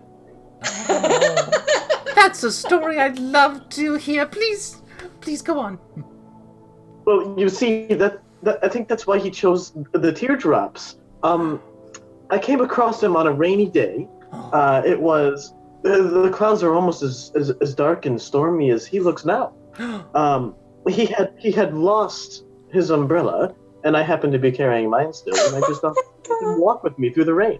And well, as they say, it just that we got to know each other, and over the years, well, here we are. Two hearts brought together by a gloomy sky, blossomed in the clouds. Oh, it's so lovely. The gentle pattering of rain as you two hold tight. The closer you get, the warmer you feel, the cozier he is. Bushy fur, fluffy feathers. Oh, I love it. This is brilliant. I shall tell all my friends. Everyone must know of this. It's a good story. But yes, of course, by all means, please, let me know when you do. I will be so happy to see you both completely paired with the matching rings. Oh, and congratulations to you both. Please, go. I will go. Get them set. I want to see them as soon as possible. Of course. Go. Be back soon. You have a wonderful night. Goodbye. Oh. Connor's face, the whole thing has given my life purpose. Like, so good. As soon as we're out of each other's store, we can never go back there. Or we could have Varkash temporarily set them in rings and show her and just move on with our lives. I mean, both work. Well, I mean, also, I haven't shown this to you guys yet, but I can actually change to look like anything I want to. Really? Mm-hmm. Could you... Well, anything you want to. Can you maybe make it look like the rings are on their fingers? Oh, well, Do we ever need to return? that I can do with just with a cantrip, and I just do minor illusion, and there's now a ring on my finger. Okay.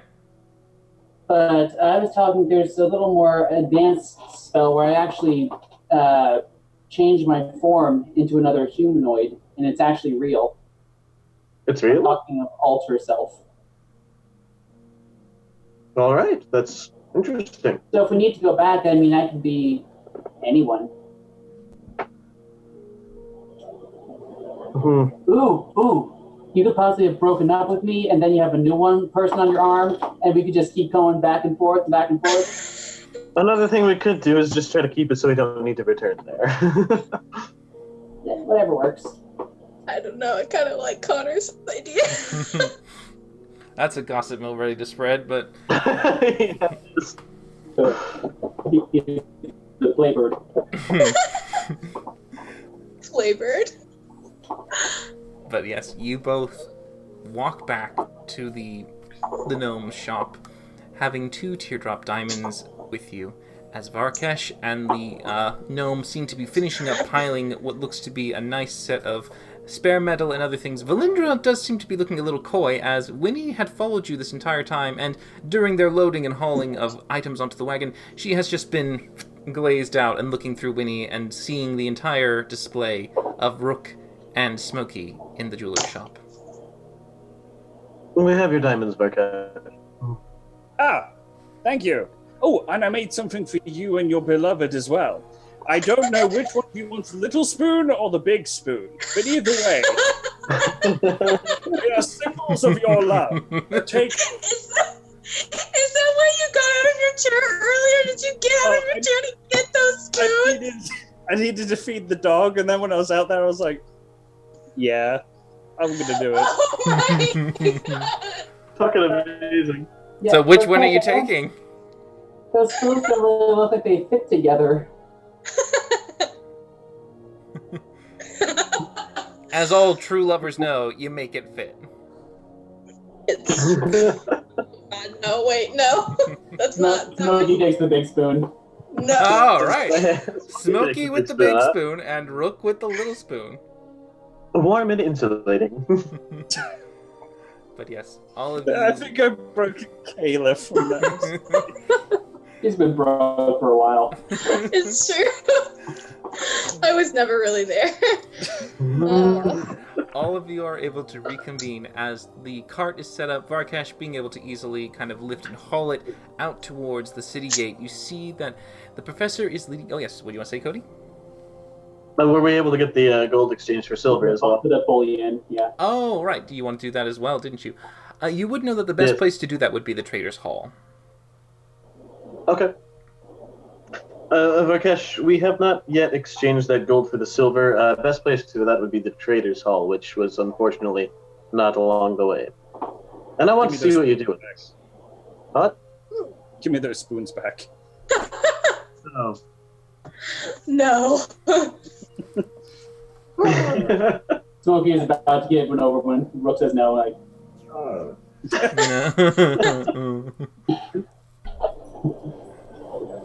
While they were like loading up the ship and stuff, and like, why's your face all wet? God damn it. Could I just have sort of perused through the cellar and like looked in the boxes and seen what? Sure, you can make an investigation check.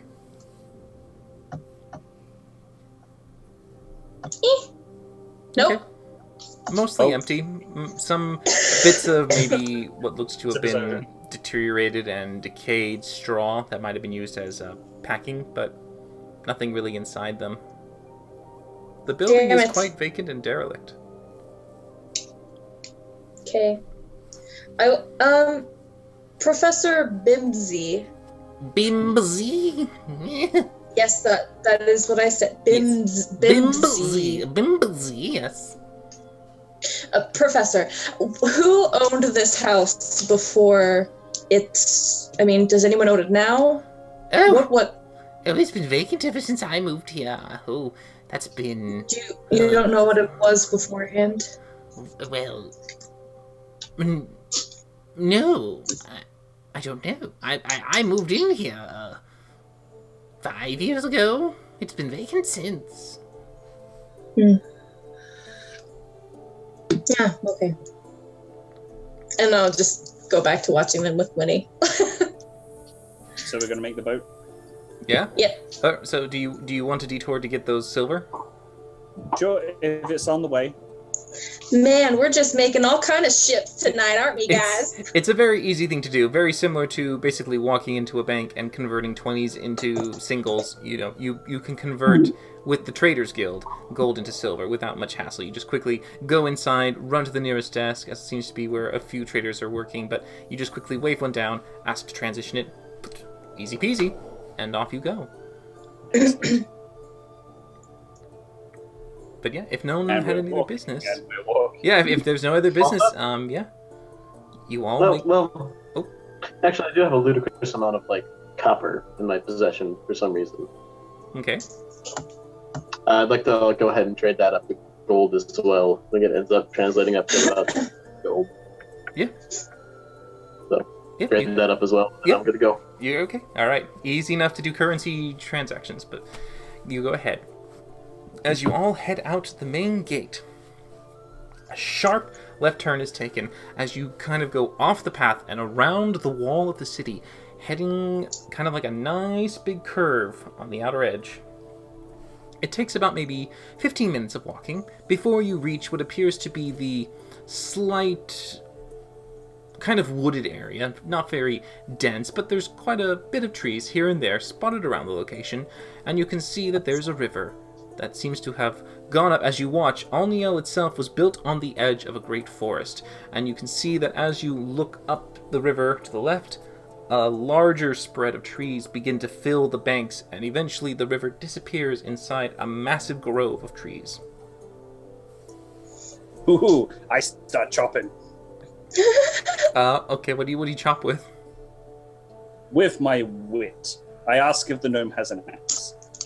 No, I thought you could just do it, you magically, right? You could just pull it out.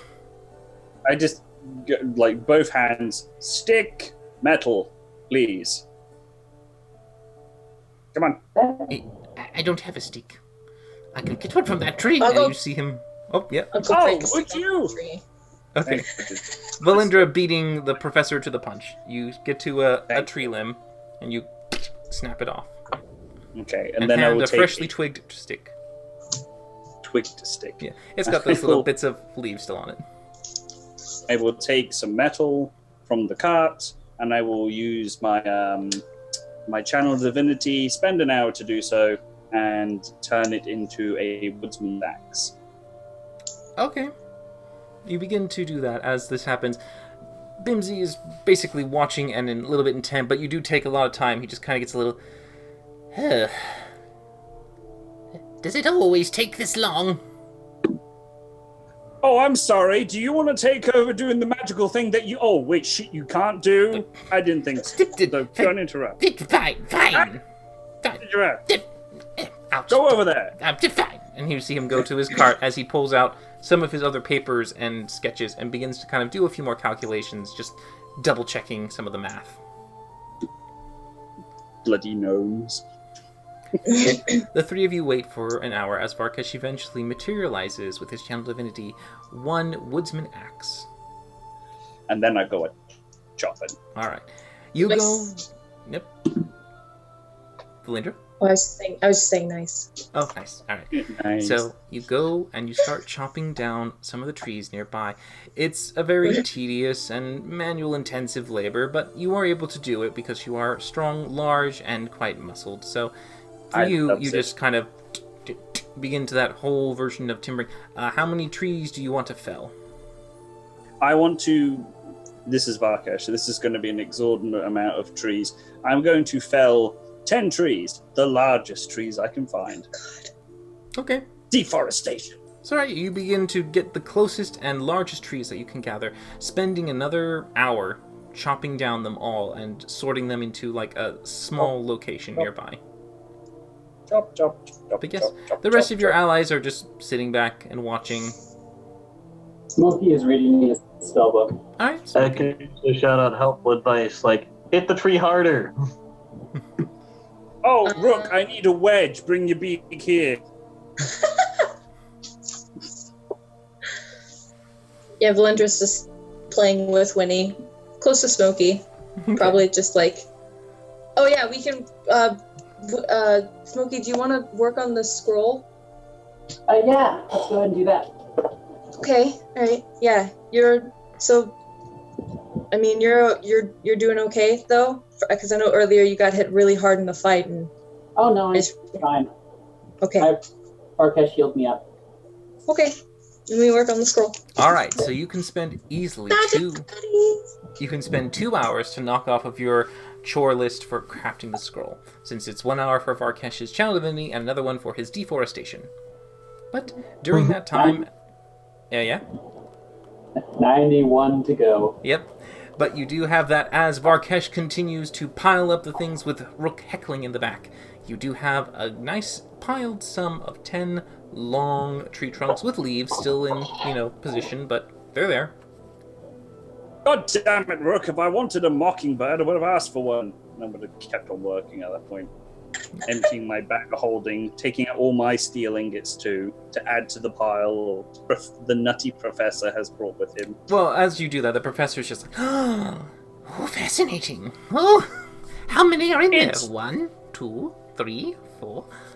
It's endless. 15. Is it bottomless?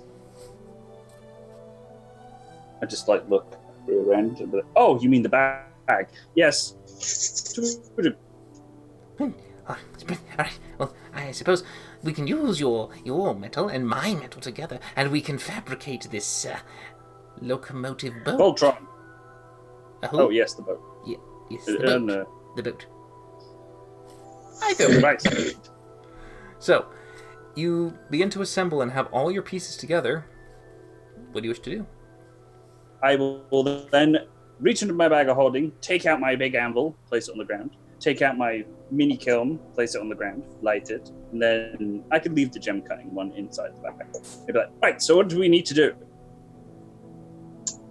You're the one who does this. I don't know. What do you need to do? I'm good at what I do, but the whole steam thing with the ratchety bits and those choo-choo parts, not a clue. Oh, you need an explanation. All right, well, all right. So first, you see, the tank holds the water, and the pipes lead around. As you see, it goes towards a piston. The piston moves up and down. So during this time, he tries to give you an understanding of how it works. Go ahead and make an intelligence check. Anyone who wants to help you can, but... with my heckling, I'll try to help them too. Okay. Is anyone else going to help? Probably still working on the scroll, but I'll need to roll it. I'm gonna roll it, see if he's still interested. I'm gonna roll a d20 in real life. He's not interested. Okay. All right. So it's just me helping. So you and Varkesh both roll intelligence checks for me. We will add your sum together to see how well you can begin to... Oh! No, never mind. I got it. Hey, 41. Okay. Come on, guys. Varkesh not only understands it perfectly, it clicks like a light bulb, but he basically turns it into a much more simpler version of explanation, similar to how you have those Star Trek moments where they start to talk about very mumbo-jumbo science machines, and he goes, oh, like inflating too much air in a balloon. Boom! He's got it. He just basically immediately goes to simple metaphor and explains the entire process of how this actually works. And so you, Rook, you click to it too. It's like, oh great, I'm being taught everything. It makes perfect sense. It's like, yeah, totally. Just the gnome just uses weird lingo. Stupid gnome lingo, that's probably what it was. But you're able to get it all squared away. Varkesh, you understand it perfectly. Absolutely perfectly. Okay, so I'm going to go over with a pencil to the design, and to the bow of the ship, I'm just going to draw in a large, almost like Viking-esque dragon head right on the bow of the ship, and then smile and go, right, I know exactly what to do, and I will set to work, and I will first fabricate the boat and the means to attach. Would I have to do the entire boat first and then the steam engine, or... Well, so the fabricate allows you to make 8 block segments, basically, that can be assembled together. Now, how many 4th level spells do you have currently? Slots? Let's see. I have 2 4th level spell slots and 1 5th level. All right. Oh, okay. Okay, so yeah. Because I mean that's 8s for that, and then you've got them. You can do them. You can do 8 connecting ones, which would then be 2, 3, 4, 5, 6, 7, 8. Yeah, if you burned both of your fabricates at level 4, that would make it. Yeah, that would make it long enough.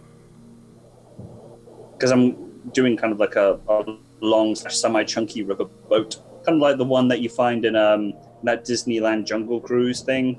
Mm-hmm. Mm-hmm. Wider and not as deep, so that it can go through the river, but yep, still covered. Okay, sure, yeah, no problem.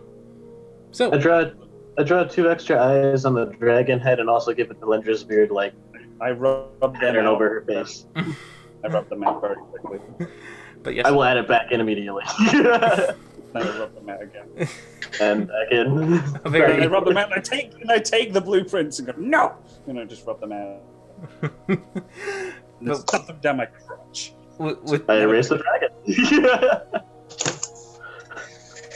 with a little back and forth, a slight comedic version, you're able to eventually get yourself sorted as you fabricate first once and then twice, a 20-minute process as you begin to not only lift and see the planks of wood begin to form from the tree trunks as they kind of shear off and slice apart, almost kind of like spreading into this long like row that eventually becomes the deck of each segment, sides coming up, the bow moving all across, and the smooth hull coming into a nice kind of not too deep a point, but a nice enough point to keep it nice and steady as bits of steel and iron come into place, locking in, as then also, now with your complete understanding, a large tank begins to form as you can see the sheet metal being stretched out and pulled around, making this almost seamless actual container. Instead of using rivets and little points to keep in the metal sheets, you just made this one solid, nice, perfect piece, as it has a section attached to it,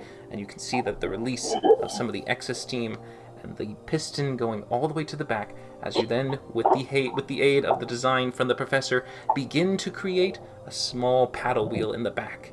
And you now have, after 20 minutes' time, a fully operational riverboat, steam engine, locomotive travel for you on this river. Completely, with a dragon head on the bow. With a dragon head on the bow. Completely 4 eyes and a mask. Completely made to your specifications, your imagination being able to form this from your mind into reality. It is exactly as you pictured, with, I believe, a place in the back for you to probably stick up a canvas cover or something like that for you to... Yeah. It would have like posts that I would use that big tent we have to kind of drape over it. All right, yeah, so you can use your own tent to cover and have a place in the back for you all to somewhat rest. Sweet. Now I'm spell spent. But yes, you guys now watch and see the boat become a reality. And now in front of you, basically keeping it parked on the shore so it doesn't go away, you anchor it down, and you now have a means to travel by the river. And we'll go ahead and take our break for everyone here who needs to take a bathroom break, get some water, or stretch your legs, do other things you might have in real life or responsibilities, and we'll come back when you guys are all ready to go. Okay, we'll return momentarily. All right. I'll stay and hang out with you, AJ. Okay. Unless you need to get up and go do something, in which case I'll just hang out. Sweet! Yeah. I'm good. Completely good. I do enjoy that level of implied lovers.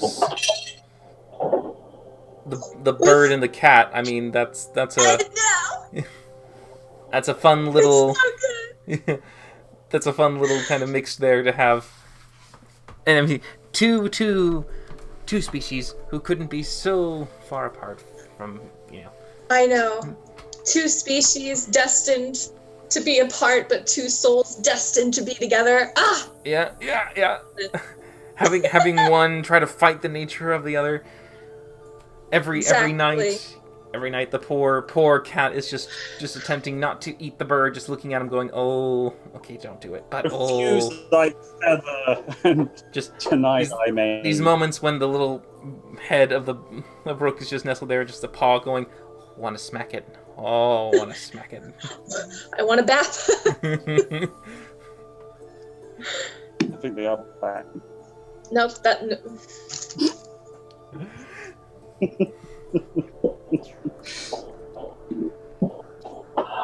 Looney Tunes, yeah. Sylvester and Tweety.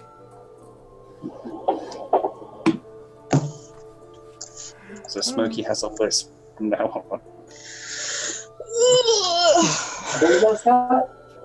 Nothing.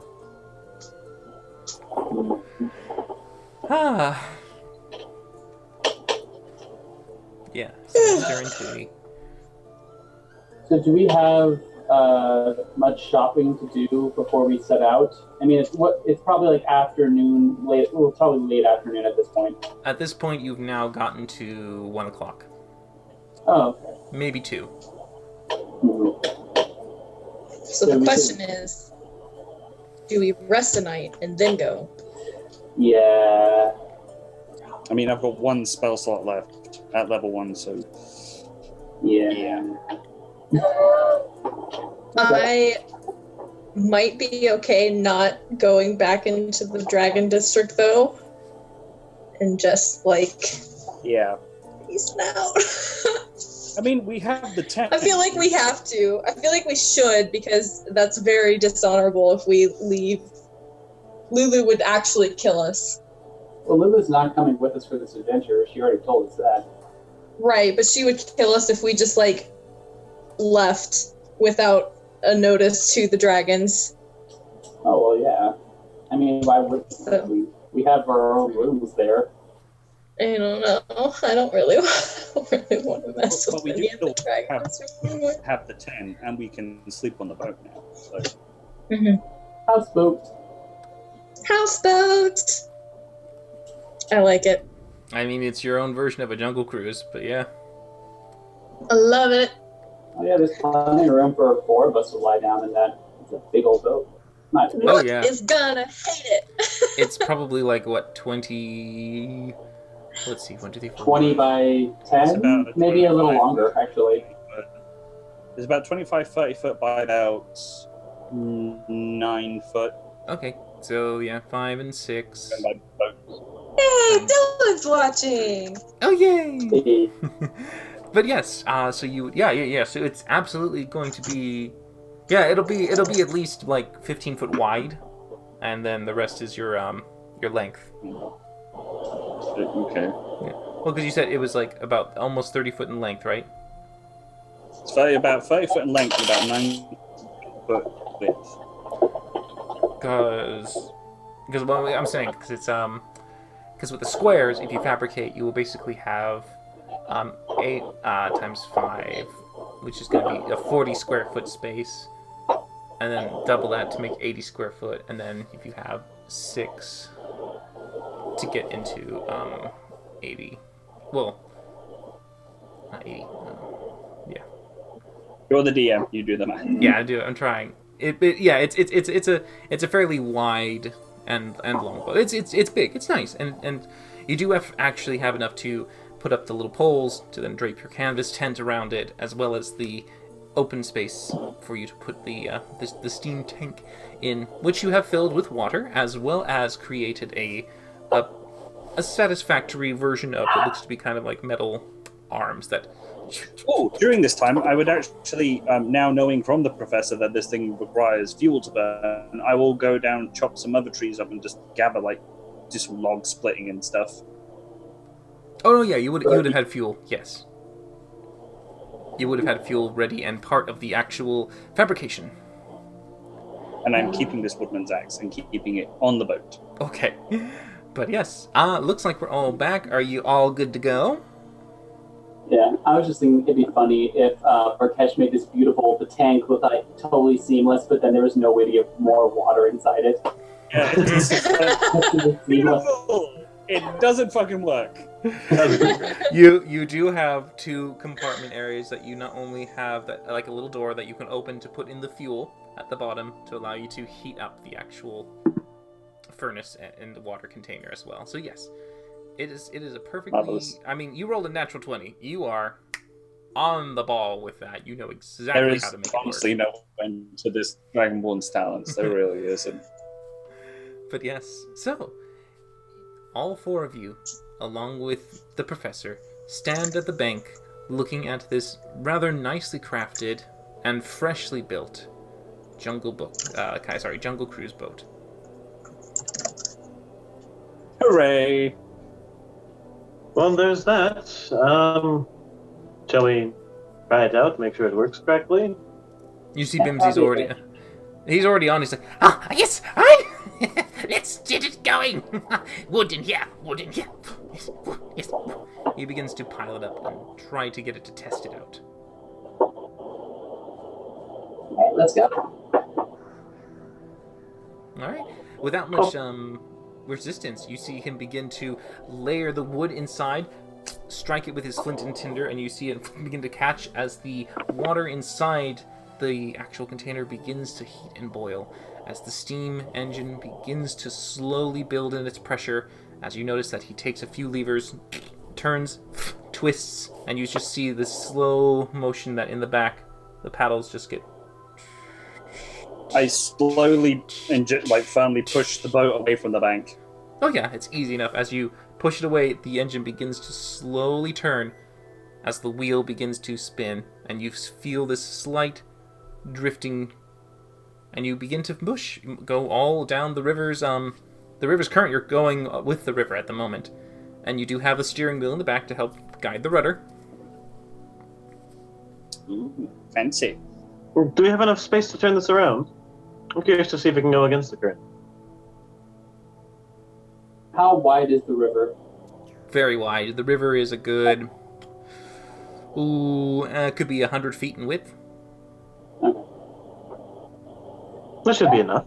I'll go ahead and try to just spin it all the way around to go against the current instead. Alright, you taking the helm, you just begin to slowly turn. It turns very nicely, nice and smooth. It kind of does this larger butt swing when it turns. So it's kind of more like a large twist. But the bow, keeping its position, turns and goes against the current. It's a little slower, but it does go. It does seem to at least be able to counter the current's natural desire to push you the other way. Well, this is quite impressive. Sure beats rowing. Ooh, if I'm any quiet, I'm so sorry if I'm quiet. But yes, you have a very effective riverboat. Hooray! So, what, do we dock it now, or? I'm just going to fall asleep right down on the deck. I'm just going to fall down. Yeah, so we have a way to turn this off? You see that? Yes, of course. All you have to do is release the valve, drop away here, turn that lever, twist that right there, just twist it. There you go. That's it. Yes, that'll stop the steam. And then we just put it here. Bring it to the bank, though. Bring it to the bank. We need to get anchor to the bank. Turn to the right. I do so. As you all eventually get the boat to wedge into the actual bank on the side. It's secured enough that it doesn't seem to want to go anywhere at the moment as the engine slowly just stops. And you can see that the excess water just comes out. Right. Okay. Nice. You see him just marveling up at it. It works. I told you, this is the future. No more of that trade monopoly. Soon we shall have these and other engines moving throughout the valley, transporting goods, people, and other things. Oh, can you imagine? No longer relying upon those terrible traders. So Yeah, they're the worst. what do you have against the Traders Union? The Traders Guild, they've monopolized everything. They've taken all the good forms of freelancing. There's no trade with other businesses. All of it's conducted through the Traders Guild. Everything that you do is through them. If you want to send something across distance, send it to the Traders Guild. If you want to buy something from produce to mithril or what have you, go to the Traders Guild. There's no competitiveness anymore. It's completely stagnating. It's terrible. And they didn't like me. They kicked me out. Well, they have clearly lost a great deal with a mind such as yours, but more to the point, with this you can hire smaller crews to accomplish the same goals and perhaps quickly grow an empire of your own. I do think I can. I look forward to perhaps maybe to... well, that does come to the question. Technically, part of my, supplies were used in making the boat, so part of it is mine. I pick him up and hold him over the deep end of the river. Marcus, you don't Varkesh, that is Put him unnecessary. Don't put it I down. think Don't put him down, damn it! he has a reasonable point. I think, considering labor costs and if we could perhaps use some of your resources to make you another, get you started, get you the beginnings of a fleet, call it square. Rook again. Stop whoring me out, damn it. I would be in favor if you would craft a second one, though I don't have as much supplies to make it. I can fund some of that.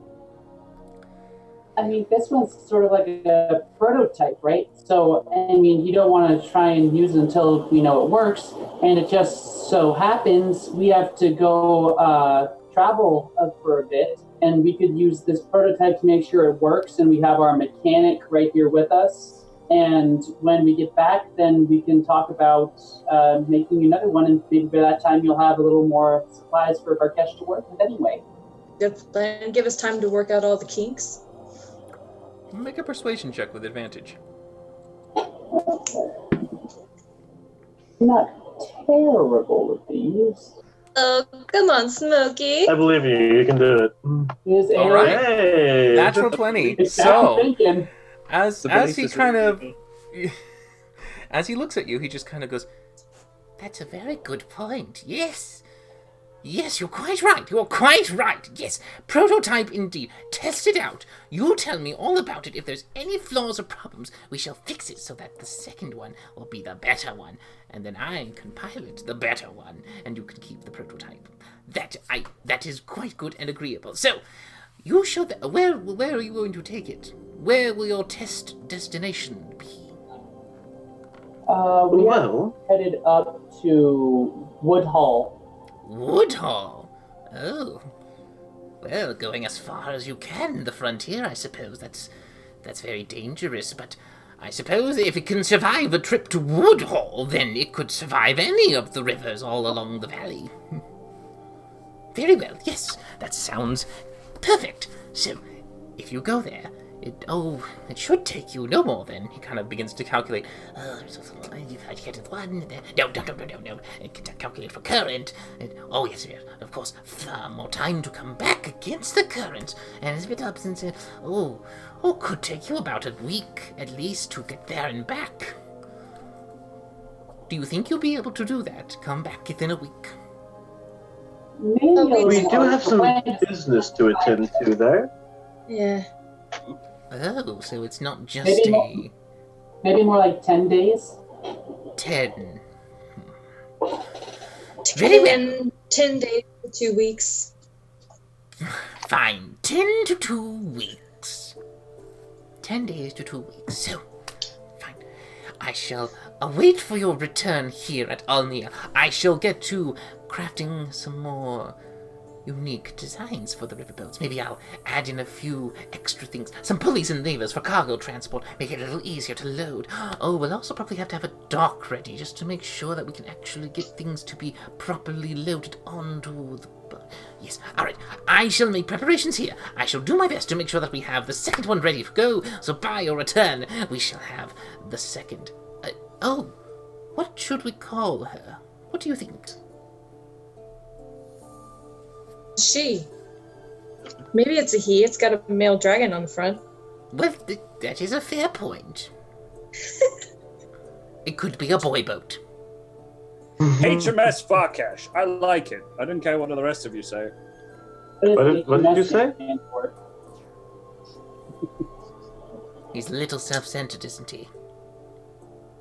Not a little, that's a lot. I am still holding you over the edge of the boat, Gnome. Oh, I thought you put me down. Oh, no. Okay. So, considering we're at an agreement, could you put me back down on the ground safely? Yes. And I just placed him back on the deck again. He brushes himself. Thank you. Well, then I suppose you shall be attending to your voyage. Do you have everything you need? Provisions? On the like? I think we're probably going to want to take a rest. One more night in town and then head out tomorrow morning. I wouldn't recommend leaving the boat unattended. It could be taken or could drift off. I can stay. Okay.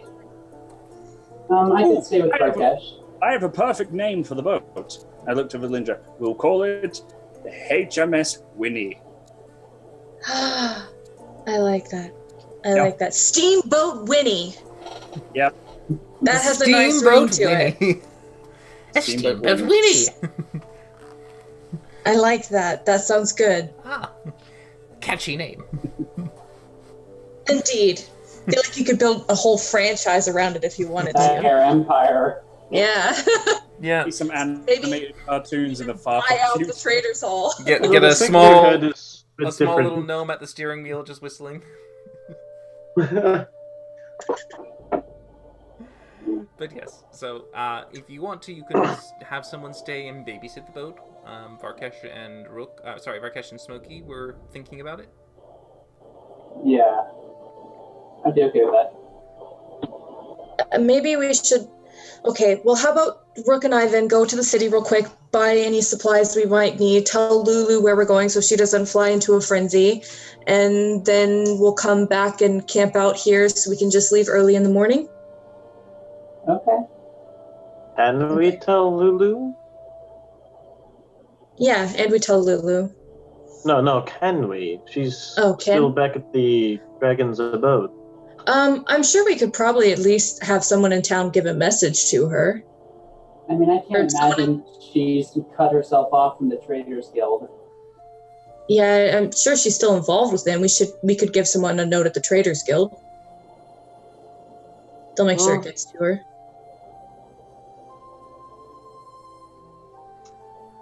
He is rather obsessed with the dragons, but I suppose she would need to come back every once in a while. Yes, we leave that message there. I think that'd be the best bet to communicate it. Unless, of course, Smokey wanted to go over the walls again and someone else can stay here. No, I'm good. He's like, no more dragons. Well, Okay. let's get this taken care of then. Do you need anything in the store? Any supplies, potions? I have yet to be Oh, taken Smokey. on this. Yes. I did want to... Rook, there should be a strange-looking bead on a thread in your bag. Be very careful with it. I don't know what it is, but Smokey, if you want, you could... I mean, you're more magically inclined than any of us, I think, so if you could take a look at it, maybe see what it is. I'll take a look at it. Do I get anything just from looking at it? It looks like a very pristine, solidly black glass bead dangled on a leather cord. Okay. I will just cast prestidigitation on it to see if I can change its color, or just like give it like a little yellow tinge. Does it? Yeah, affect prestidigitation can do that. Yeah, you give a yellow tinge to it. Okay. I will tentatively touch it, one finger to it. It's cold and it's smooth like glass. Okay. In that case, I will start casting ritual casting identify. Okay. On You it. can do that right now if you like. I'm already started. Okay. As you begin to ritually cast, you eventually finish the spell. You understand that this is a magical item. It is a bead of darkness. I don't know if you guys would have stuck around, but I'll tell you. I think when you throw it down, it casts the darkness spell on the area around where it explodes. Okay, well that's So pretty just for a cool. getaway. Yeah, it's nice to have in handy. I mean, Rook would probably find the most use for it. yeah. I do tend to get up close and personal more often. Take the bead, and since it's on a necklace already, I'll just put it around my neck. It's more of like a bracelet loop. Okay, well, on the bracelet then. But yeah. So, I mean, do we need anything? Any potions? Varkesh, do you need any supplies for things that you're going to make? Experiments? I actually think I'm not going to make anything for a very long time, but health Okay. potions fine. Okay. Smokey, what about you? I'm okay. Okay. Okay. So, Well, here we go. all right. You two head back into the city of Alniel, looking for the general adventuring supply stores, pretty much right at the front of the city, so it's not too hard to peruse through all the different things that you might wish to buy. Do you know what you want to get? Well, okay, Rock, I'm going to be honest with you. I don't have any money to buy Yes, anything. I can take care of it. What are we after? I think all we really might need is just a couple of healing potions. Maybe some... I mean, you have the hollowed out arrows. Is there anything you want to put in them? Holy water, I don't know, acid? As a matter of fact, yes. I was looking to pick up some holy water after what we've been dealing with would be excellent. But poison wasn't super effective. Holy water and acid does seem like a good... Maybe not the acid. Acid may melt right through it. The more than paralytic might be good. Oh, that sounds expensive, but I mean, if you think we can find something like that. Varkish biscuits! Varkish biscuits! Oh, we should probably also get something a little bit better for Varkesh than biscuits, because he did mention earlier when he was under oath that he did not particularly care for the biscuits I've been supplying him. So I will just go back to making sure that Winnie gets those, and I'll, buy him something a little bit better. Velvet cake! Velvet cake!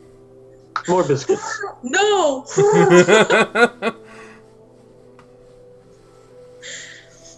Okay. Well, we want something else that we'll keep for a time. I'm sure we can find some dried meats or another that may work. That might be good. If there's some type of...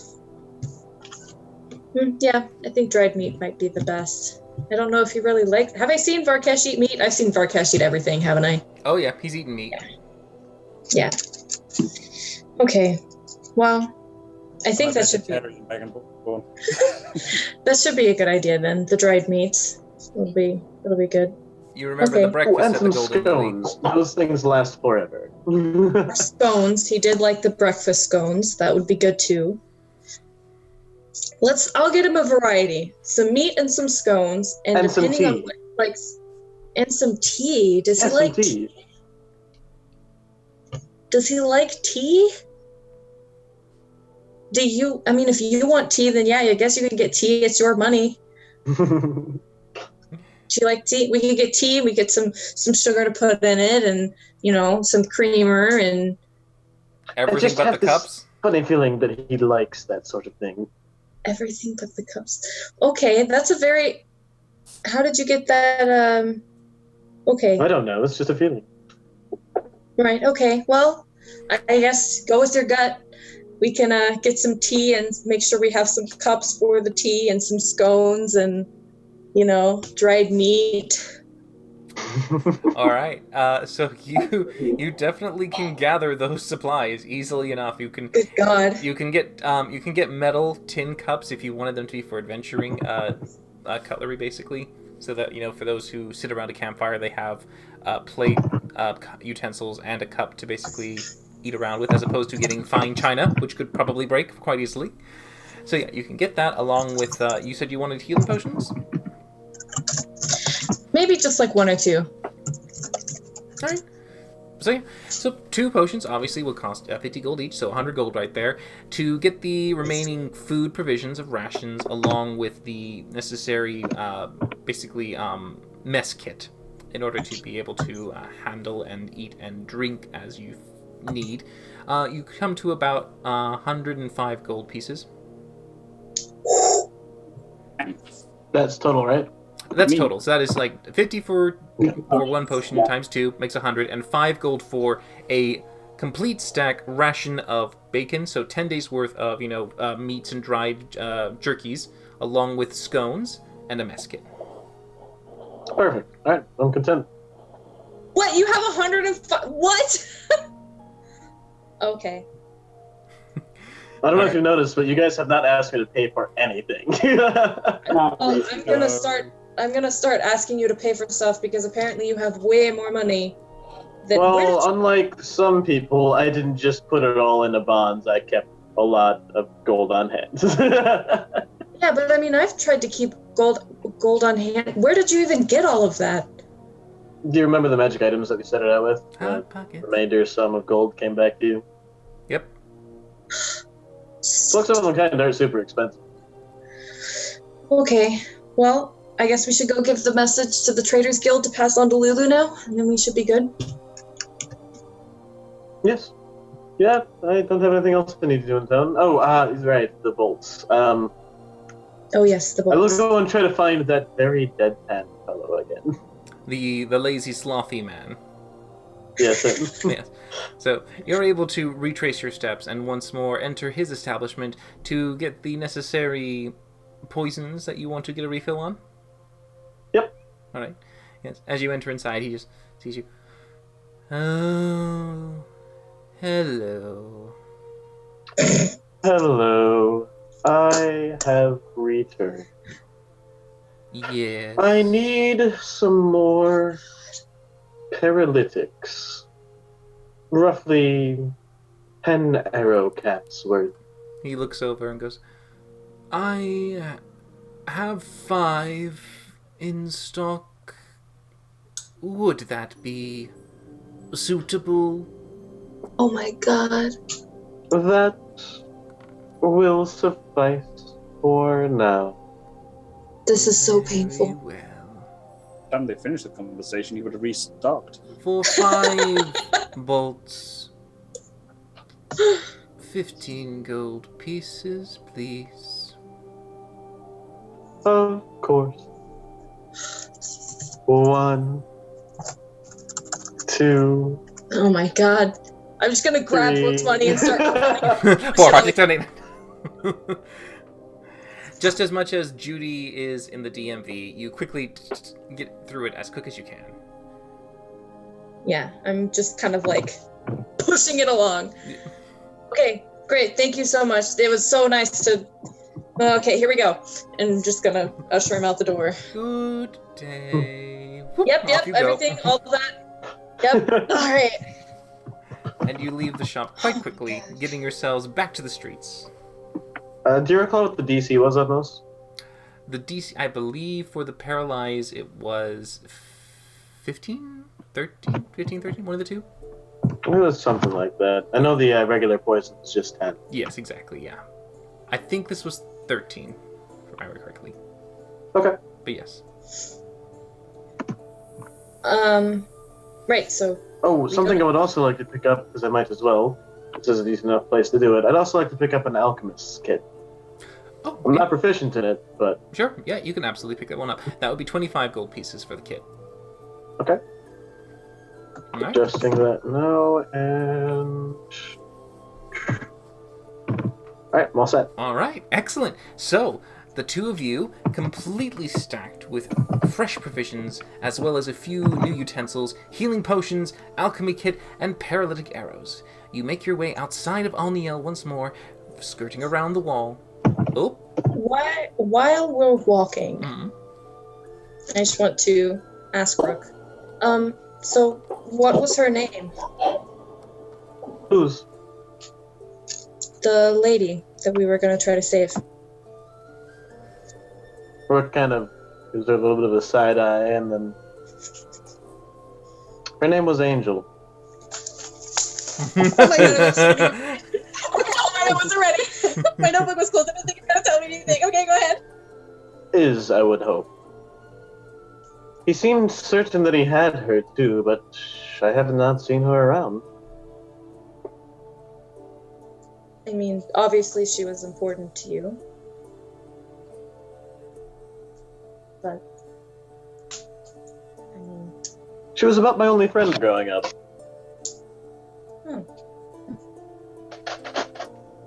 Okay. I mean, that's all I really wanted to know was her name, because she must have been important, and I've never heard you mention her, and I don't know, thought you might want to talk about her. If she was somebody worth going through all that for, she must have been special. How's she going to react to the news of you and Smokey? I mean, Who knows? well, hopefully she keeps her nose down, stays safe. Well, being that the vampire didn't actually have her, I'd assume she's still back in Trilock. In where? Sorry? Trilock? Trilock. Trilock. Is that where you're from? Yes. Oh. Is that where you met the organization? You could say that.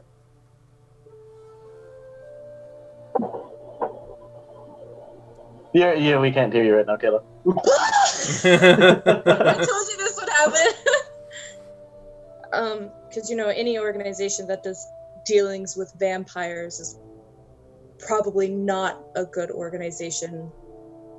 There's something going on with all that. None of those Kenku were as they were before. They were all spawn. I am concerned, in fact. Maybe good to check in when we get back there. Okay. Well, we do need to go south eventually. Eventually, yes, but The other matter, Varkesh's matter, is a bit more pressing. Right. Is all the organization Kinkus? Not all. They can handle themselves. Are some of them tieflings? They're getting awfully nosy. I don't know. Just making chatter. I suppose. I would imagine some are tieflings, yes. There's never really been super discriminatory as to who was brought in. At least not in regards to race. I just didn't know, because tieflings and kinkus don't often mix. So it's just, I don't know, it's just sort of interesting to me. Well, as you can tell, my parents certainly did not care about that. Well, yeah, no, and more power to them. I don't think there's anything wrong with it. Just, I don't know, just unusual, kind of. I have a lot of questions, but you don't Like a cat and a bird together? Yeah, something like that, you know. Like if you saw something like that, it'd be, how did they meet? How are they making it? Not like making it work, but you know, like. Bam, bam, bam, bam. Just, I don't know. I have a lot of questions. You're a very fascinating kind of individual, but you just don't seem to respond a lot. You don't seem to respond well to people asking you questions. Like whenever I tried to find out why you don't like the outside, you accused me of being racist. So, you know. Well, that was more just to annoy you, really. I don't like the outside because it's dirty and gross, and I cannot get a good bath out there. It's terrible. Of course, that may change with this whole steam engine thing. That's quite curious. We'll see if Varkesh lets you take a bath in his steamboat. Well, I don't think that's the intent of that particular contraption, but maybe we could get him to add one on. Oiled kink. Oiled kink. You just beat me. Oh, just before the time. Okay, well, you know, if you ever wanted to talk about Angel, you can talk about her. You know, you don't really like to talk about yourself or your past or anything even remotely related to you, and you like to keep your secrets, and that's fine. It's very annoying, but that's fine. But, you know, she seems like the kind of person somebody might want to talk about. So. Yes, well, none among us are particularly forthcoming, Belinda. There's still a great deal I don't know about you either. But I mean, I trust that I am traveling with a good group of people. And if the need arises to discuss further, I would be happy to do so. But there's much in my past I would rather not revisit if I don't have to. Yeah, I get that. It's just an offer. I mean, not as in, like, tell me everything about her, and how do you know her, and blah. Like, not like that. I just mean, you know, I don't know. Seems like people like to talk about their friends. Anyway, that's really all. Just wanted to ask about her. Sort of. Well, I appreciate the sentiment. Bit. Shall we get back to the others? I'm sure they're wondering where we are. It looks like we're coming around the corner right now. And there's the steamboat Winnie. I freaking love it. But yes, you do. Winnie with a little captain hat at the helm, like traveling it down the river. But yeah. Fuck, we need a bottle of cheap wine to smash on the hole. I forgot, we gotta christen it. Oh no. I don't have any wine. We are not smashing my nice wine. Wait, do you have nice wine? It was expensive as fuck, and yes. Oh yeah, I remember he bought it at the bar. Well, can we just like pour a little tiny bit into like, I don't know, a little vial and... Do you want to pay for a shot of it? You're gonna make me pay for... No, I'm not paying for your wine. Scott, we can't hear you, by the way, Scott. Yep. Good. There we go. Yeah. We both had mic issues. I know, this sucks. Go us! Okay.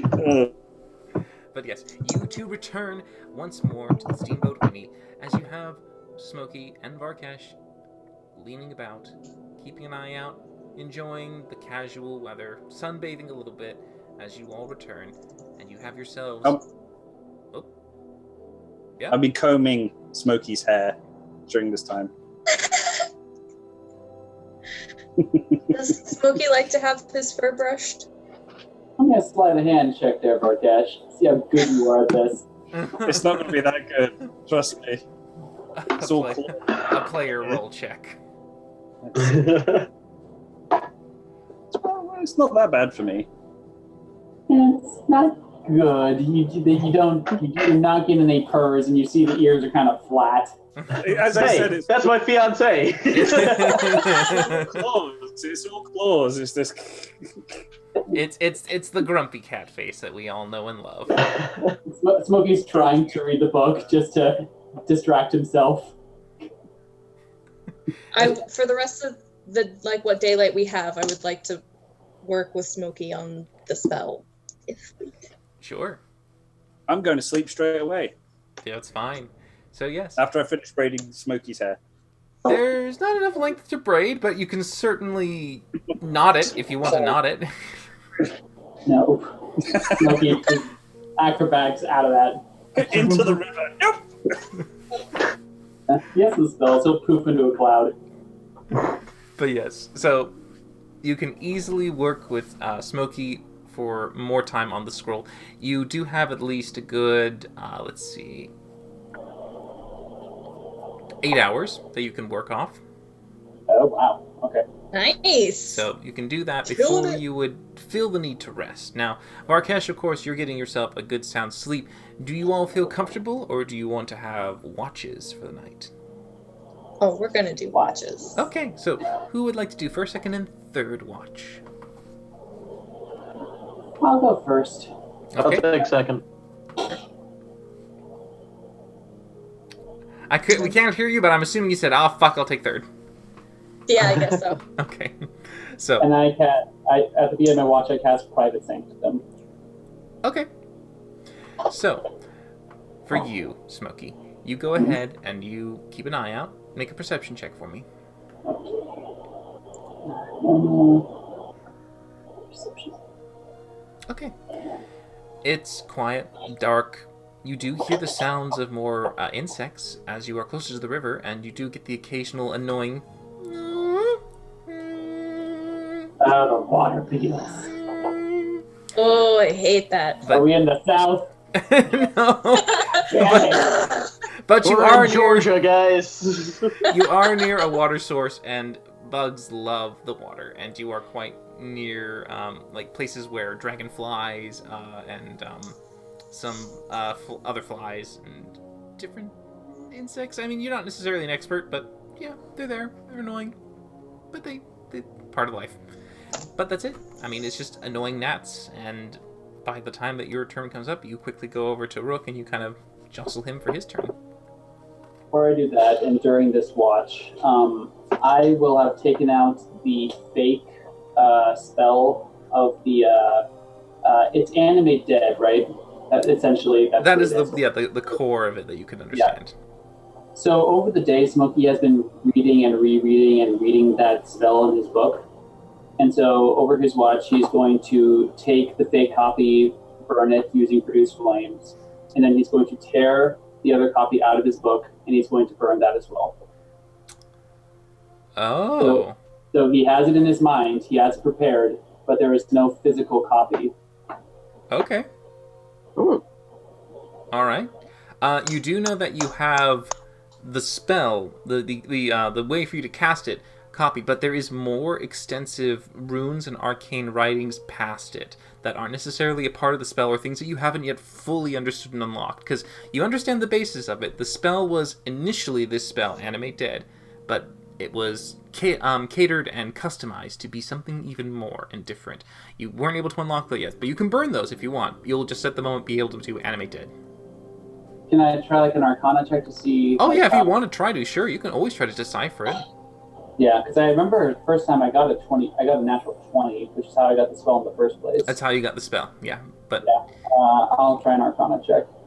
That is not rolling great. It's not too bad. It's hard to specifically understand it to replicate. You do know that it is kind of an experiment when it comes to spell casting. It seems to have almost kind of like a perpetual extended duration, similar to how magic items can sometimes work, where once it's been infused, it repeats and continues to go without the caster needing to maintain concentration. So you understand that through this method, it's kind of a way to make the spell self-sustaining. So I understand that, but let's say, if I never unprepare the spell, would I always have access to it, is my question. You would always have, you could always access and recopy Animate Dead to your book. For the extra stuff, you can try to memorize it as best you can, and you might make some history checks to see if you can recall it perfectly, but that particular part is kind of outside your memory bank. Or at least default memory, like, not guaranteed.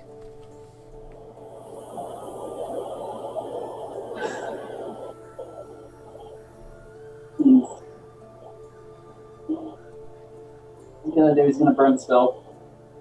You're going to burn it? I'm going to burn it. All right. And hopefully I can remember it as best as I possibly can in case we do it in the future. Okay. So, as you tear out the pages, and you basically have that part of the spell memorized, you begin to burn it, and let each page slowly catch and become nothing more than ash.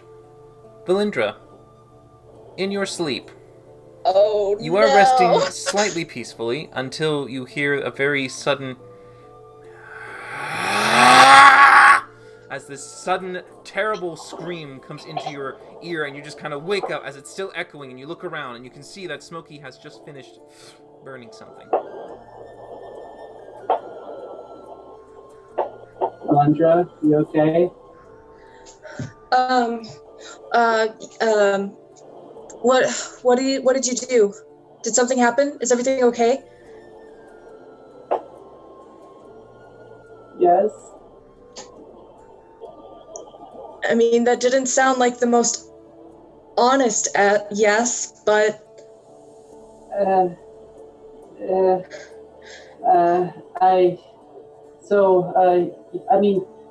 it's been really bad with people like coming after my book and stuff, and so I took the spell that, I kind of stole, and I burnt the pages. You burned the spell? Yeah, it's still in my head, but it's not in the book anymore. Is Winnie still around me? Oh yeah, Winnie's still nestled next to you. Okay, I'm just checking, just making sure nothing happened to him. So so I'm gonna stand up and walk kind of closer to him. So you destroyed, it's gone. Yeah, the pages no longer exist. And I probably would have taken the ashes if she didn't interrupt me. I would have put them in different places, blown them some this way, blown some the other way, way. There's wind, there's natural air, so as you do it, each one can drift away. I'm going to give Smokey a hug. Oh. I'm sorry if I woke you up. No. It wasn't you exactly. He didn't like that. And he let me know, so. Are you okay? Yeah, no, I'm good. I don't have the spell. I didn't know you were going to do that. There's nothing I could have done to stop it. It's completely out of my hands. So, yeah, I'm great. The spell's gone. Yeah. All right, so, okay.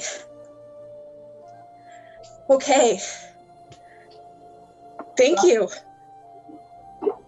You're welcome. I'm gonna wake up Rook. Okay. You're welcome. You wake up Rook. I will go back to sleep. All right. Cuddling with Winnie. Yep. So, Rook, you taking your position, keeping an eye out for the party. Please make your perception check. Natural 20. They didn't move at all. So, You notice that the boat is safely set to the shore. Nothing seems to really be outside in the forest, but you kind of look in the water for a moment. You do see a slight shift underneath the surface. It could be a large fish. It's hard to tell exactly. But that's what you basically see. Slight disturbance in the water. I want to go ahead and grab a rock and toss it and see if anything happens. Right around where that disturbance was in the water. Okay, so you get out of the boat, quickly pick up a nearby river stone and just chuck it, and it goes inside the water. You don't see anything for a moment, but you do eventually see that the shifting goes away from the boat. Okay. So no frog trying to fuck the boat this time. We're good. So upset there was. But yeah, I already lost one boat that way. the rest of your night is pretty quiet, and nothing seems to disturb your companions, and you finish your watch, ready to wake up Valindra. Yep, I'm going to wake up Valindra and say, there was something in the water earlier. I chased off whatever it was, but be on the lookout just in case there's something more going on. This is a relatively safe area, but if I've learned anything from the vampire, it's never assume anywhere is actually safe. We can't hear you, Kayla. Yeah. All right. Okay. Thanks, Rook. Yep. I'm going to curl up and go back to sleep. Changing places. Valindra, make your perception check. Can Winnie help me? Sure. Oh, so I get advantage? Yes. Good. It's pretty quiet. Every There's not little much. helps, I guess. I mean, keeping true to your roles, you definitely don't see any danger. The disturbances that Rook had mentioned doesn't seem to come back, so he probably chased it off, but nothing really disturbs the party, and the sun once more begins to rise in the sky. And you feel that kind of nice warmth as the rays stir you up to kind of get ready to meet the day. Varkesh, you feel the sun also, and you kind of stir and wake up as the rest of your party also slowly comes to consciousness. Good morning, my belongings. My friends. Friends, yes. My friends. We don't belong to you, Varkesh. I know. No, I need to hear you say that. I need to hear you say that we don't belong to you. Of course you don't belong to me. You're my friends, all of you. Okay, just checking. Just checking. I was having a dream. That's it. Oh. Were you in a castle with lots of animated objects that did large musical numbers for your dinner? While also really botching doing some general chores. Well, actually, if you want to know what I was dreaming about, I was dreaming about that I was back in the Lily, and they invited me to the back storeroom, and they said, "Here, take all the napkins you want," and I was in heaven. You really like those napkins. I don't really get many nice things. You will, Varkesh. You will. Here, have a scum. Brooke! Where'd you get these? These are great. Oh, we got them in town during our shopping trip. That was not scone worthy. What do you? Yes, it was. Look, I feel like I should be in charge of snack management. Well, you should have bought the snacks. But here I am. They're in my possession. I paid for them, so. Someone's going to go overboard really quickly, and it won't be Varkesh that does it. Okay. All right, okay. Lady mad! She's mad! At some point during the morning, I would like to talk to Smokey again. Just to clarify, I was attempting to tell the truth about that dream. You were lying. But I said he was telling the truth. He said he was attempting to tell He the said truth. he was telling the truth. Oh my god. You know, he was totally lying. He thinks we're his belongings. So what is it, Valindra? Last night again, I just want to thank you for that, but It did occur to me while I was on my watch. He probably knows it was you. No. I mean, if he can connect with you, he could, but there's no way for anyone to see me when I'm using the spell I used last night. Right. But he knows that you were the one that had it because of the vampire. Mm-hmm. And he knows it was either you or the dragons, and I don't know if he's smart enough to know that the dragons wouldn't destroy their own treasure, but just if you see or hear anything weird, any kind of dream, anything like, I'll draw a marking that looks like the one on my arm. If you see anything like this, I mean, any kind of like warning, any kind of unnerved feeling, anything, just let me know. Okay. I will. Okay. I mean, that's all. Thank you again. Yeah, I feel much better now that it's out of my grimoire. Yeah, I do too. That was your grandma's book, right? Well, yeah, it's actually a family heirloom. But yeah, my grandma was the last one who had it. It's nice. Yeah, it's supposed to do all these really fancy things. I figured out a few tricks, turn it invisible in front of her. But I mean, I think it's supposed to do more, but Nana wouldn't really tell me anything. It's one of those learn by doing types of things. I mean, is she still around? Can you ask her for any advice now that you've spent more time with it? She's kind of far away. And so, I mean, it looks like we got our own plans for a while, so I haven't really made any efforts to visit. Yeah. So how did you come to be so far away from home and your family? If you don't mind me asking. By the way, during this time, I believe Varkesh and Rook have set it to getting the boat underway. Yeah, I'm talking while I'm helping move stuff around. And, Steamboat Willie is underway. There's something to talk to Varkesh about too, but we can wait till they finish up there. Well, I mean, I was raised by my Nana, and she taught me pretty much everything I know about magic. And then I was growing up, and one day she told me it was time for me to take the family grimoire and make my way in the world, and I set off. Didn't say why that particular day? Mm-mm. Okay. Well, I mean, how do you think your journey's going so far? Good? I mean, considering yesterday, I wouldn't go so far as to say good, but I mean, not catastrophic. I mean, I still have the book. I was freaking out when that book almost got taken. That's a big reason why I burned that spell. But I think things will be better now. Varkesh and Cody, could you please make perception checks for me as he says the all-told saying, I think things are better now. Oh no! All right.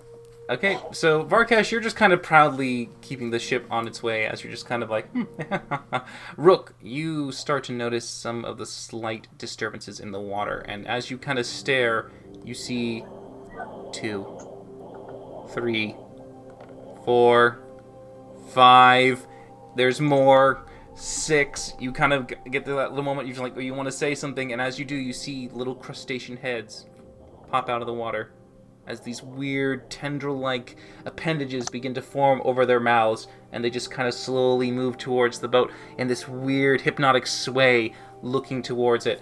I need you all to roll for initiative. Oh no! Die. Fucking fish zombies. Crap. People, Oh, crap. People. Yep. All right, let me just get you guys over to the page. Here we go. Players here. All right. Token. Oh yeah, that's right. We did actually have we were planning to get on the boat to travel. Oh, that ain't that bad. I may need to grab my token from my sheet. Oh yeah, go ahead. Why does my token always have 88? Right. Tokens haven't been updated since we started. Sorry. Oh, you're fine. It's relatively Alright. easy to fix things regardless. So, at the top of the round here. Alright. So we'll definitely be starting with, it looks like, Rook. You will be kicking us off. As you are alerted to this sudden situation, you can see that these crustaceans are starting to swarm around the boat, all of them bringing out these large pincers that they start to, like, push over the side of the edge, beginning to try and crawl up onto the deck. This fucking thing. Okay, I will take aim at this fellow, attempt to pick out a weak point using insightful fighting. Okay, so go ahead and make your, alright. It's a 17. Alright, and they rolled a, no. They have a -3, so he rolled pretty well. Yeah, he did. I'll go ahead and take a shot at it with my hand crossbow. Alright, yeah, go right ahead. Action. 27 Oh to yeah, hit that hits. for a total of 32 points of piercing. Alright, 32 damage, not bad. So you aim and bring your bow out and you fire right to the points in between the armor of this, like, terrible, like, exoskeleton. As you see it just kind of, it seems to call out a little bit in some pain as the tendrils start to wiggle in a bit more of like a frantic ouch.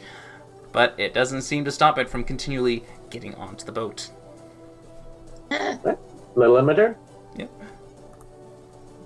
Alright, Varkesh. I get to do this for the first time ever. Yes, go ahead. Sorry, you would be at the helm. Oh, okay. Yeah. But I get to do this for the first time ever, all at once, without everyone running off, including myself. I will cast Beacon of Hope. Alright. Hey. And then for my bonus action, I will Spirit Weapon of level 2. Alright, so with your feet, you're able to cast both the quick spell of the Spirit Weapon in one direction as you then guide, for instance, your other Beacon of Hope towards your allies. Which creature do you want it to go towards? I will have it go to the one very most rear of the boat. Alright, as it goes to completely bat it, go ahead and roll for damage as you just focus on healing the allies, each of you becoming completely enwrapped in this holy energy, feeling this kind of warm blanket. Oh yeah, go ahead, roll for damage.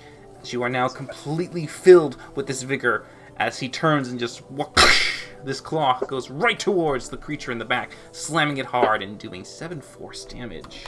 Nice. Alright.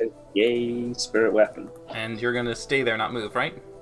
I'm not gonna move. Alright. You see that these creatures start to swarm atop the boat. These large claws just go in as they start to crawl up, and you hear that, like,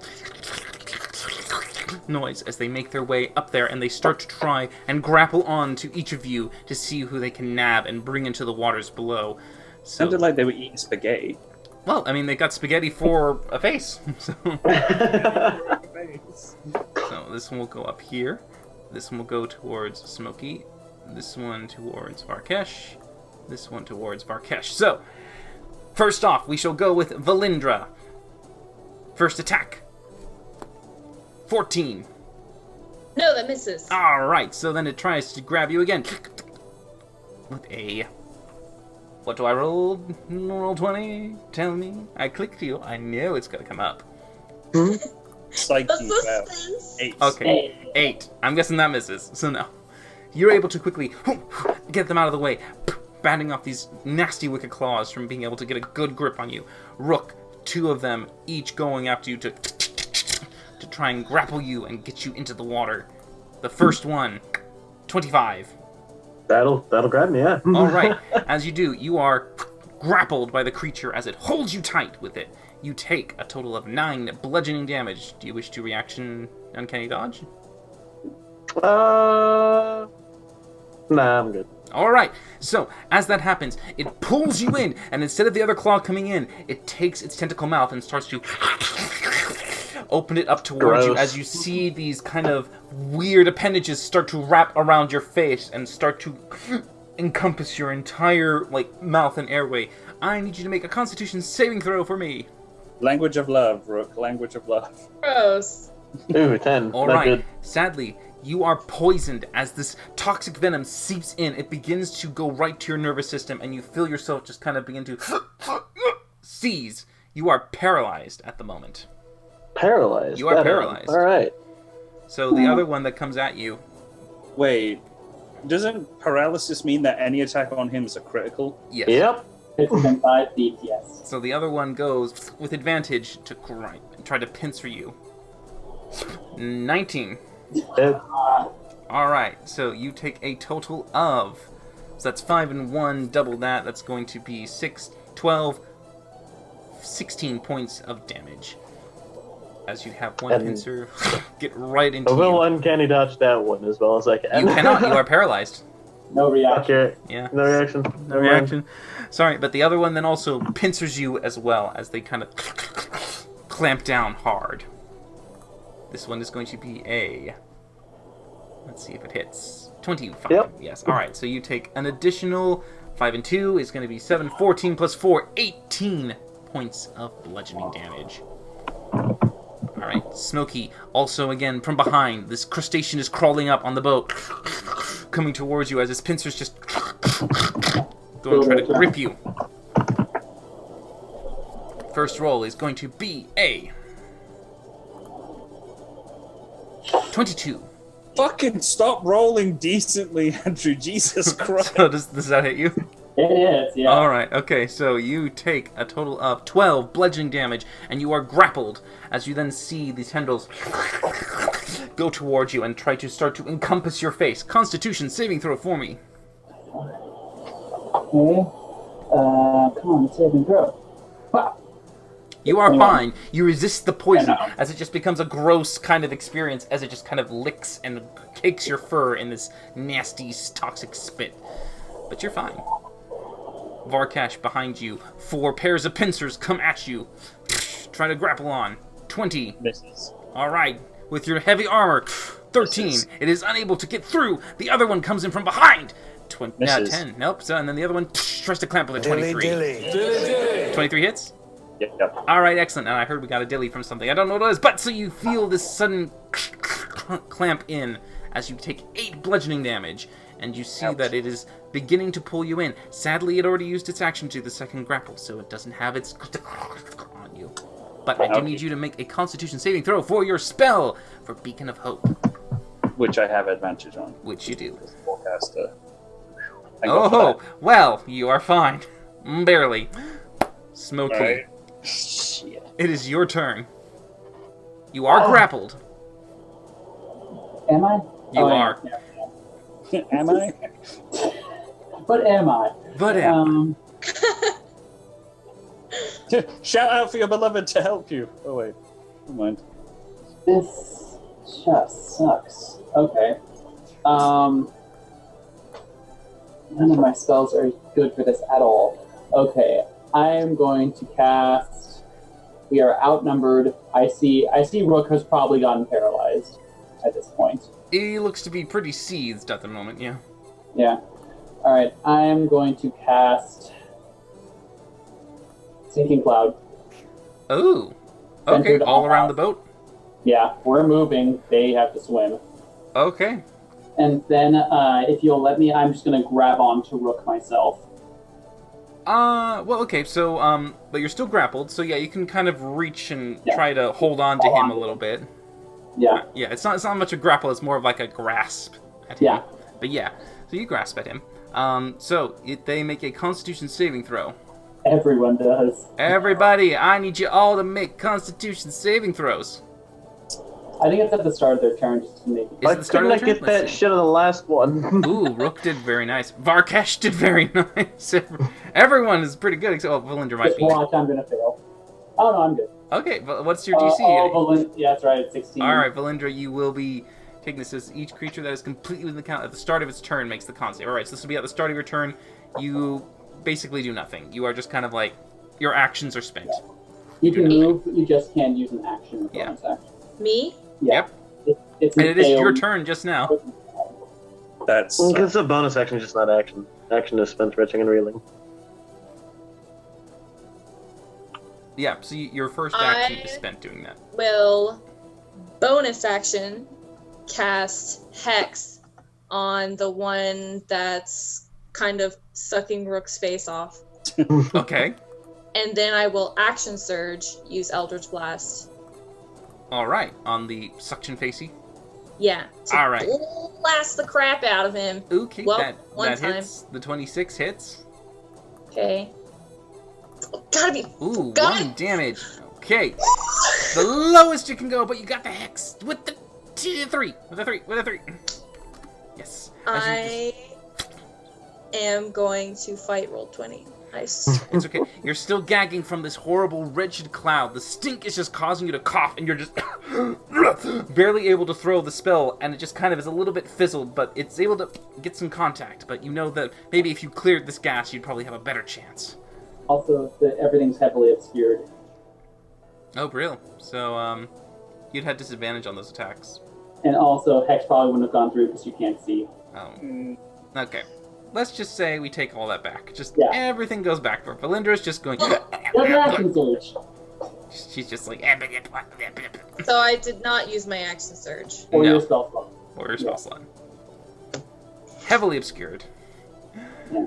It's more for them because they have disadvantage on their attacks. So, Rook, you are paralyzed, but at the end of your turn, you can make another con save. So make another con save for me. God. You can do it. Come on, roll 20. Is this really the time to do that? Did the thing where it, like, minimum. 15. You are fine. You shrug off this toxic, paralyzing agent, making yourself free once more to move. But that is at the end of your turn. So, Varkesh, it is you, as you now. You are able to resist the terrible stench from the cloud with your con save, but it is obscured as hell. You can't see anything but the 2 large pincered creatures beside you. Nope, you're muted. Or... Snap. There you go. There you go. Okay, that's great. So what I will do is I will then cast Inflict Wounds on the one to my current left. Okay. And I shall do so at... Feck. I shall do so at level 3. Okay. I really hope this works. That hits. Oh, yay! Let's see if the damage is decent. 21. All right. So you take your dragon hand and you just kind of grip onto it. And as you do, you bleed out this energy as the claw that was trying to grapple onto you just becomes completely encased in this black kind of decay as it just kind of like has this terrible time feeling it course across its arm. You still have your bonus action. And I will do that at level 1 towards Rook at Healing Wordy. Oh, okay. All right. You can't see him, sadly. Listen.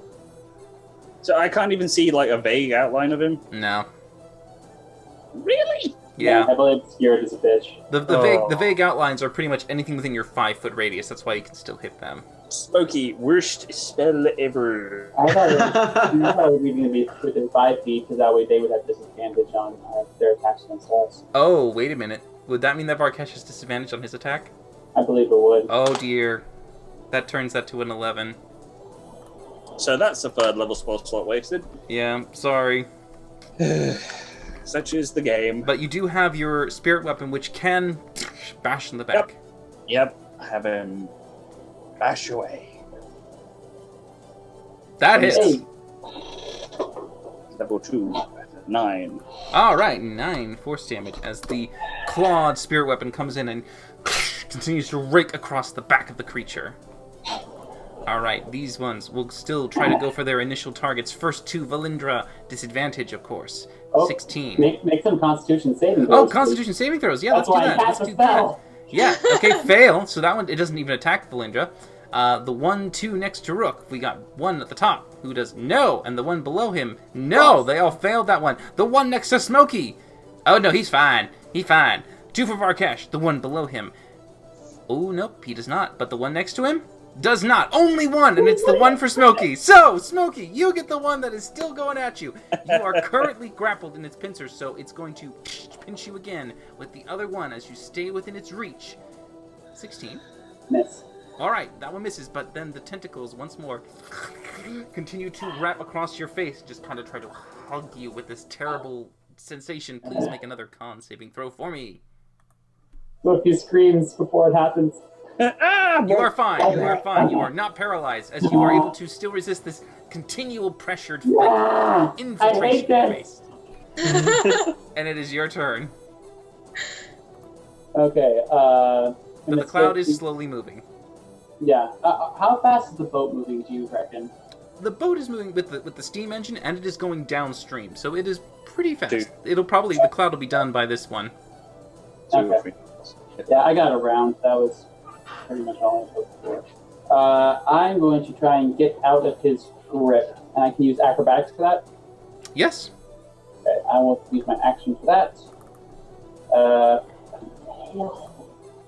All right. No, sadly, you are kept tight within its pincer grasp. It is keeping you there, as it just keeps you there, completely enveloping your face. Actually, I need to do a con save anyway, so that may not even matter for my own spell. No, I actually am hacking this entire time anyway. You're hacking into it. The spittle from the tentacles is getting in your mouth. You're just like... It's a double version of gag. It's just terrible. Yeah. I'll keep my concentration up, though, for now. Okay. Actually, would I... No, without me being confident, just like this freaking tentacle in my face, I'm going to drop the spell. Alright, so the cloud just... Once more, vision is restored to all of you. Kayla, you can see your target clearly in front. Okay, now I will cast Hex on the one that is... Wait, Rook's face not getting sucked anymore. It is, actually. It's grapple sucked, but he's not paralyzed. I will cast the one that is sucking Rook's face. I will send Winnie next to it. And can Winnie use the aid action? So... Yes. Because Winnie gets an action, right? Yes. Okay, so I will Eldritch Blast with advantage. Okay. One of them, anyway. Yeah, the one that's hexed. Well, yeah, it's just the first shot that's at advantage. Yeah, because it's divided 15, in two. 15 and then 28. The 15 misses. 28 hits, though. Son of a... Okay. Oh, no! Oh, no! Oh, dear. You're still kind of getting your bearings, and Rook is kind of in the way, so you're trying to have to, like, veer it off to the side, so you get more of, like, a glancing blow as the Eldritch Blast a little bit of the carapace. I think that's your 6th one this game. You want to action surge? Kayla, I'm so sorry. I would like to rage! Barbarian's the next class that you'll take in. Oh, God. I will action surge. Okay.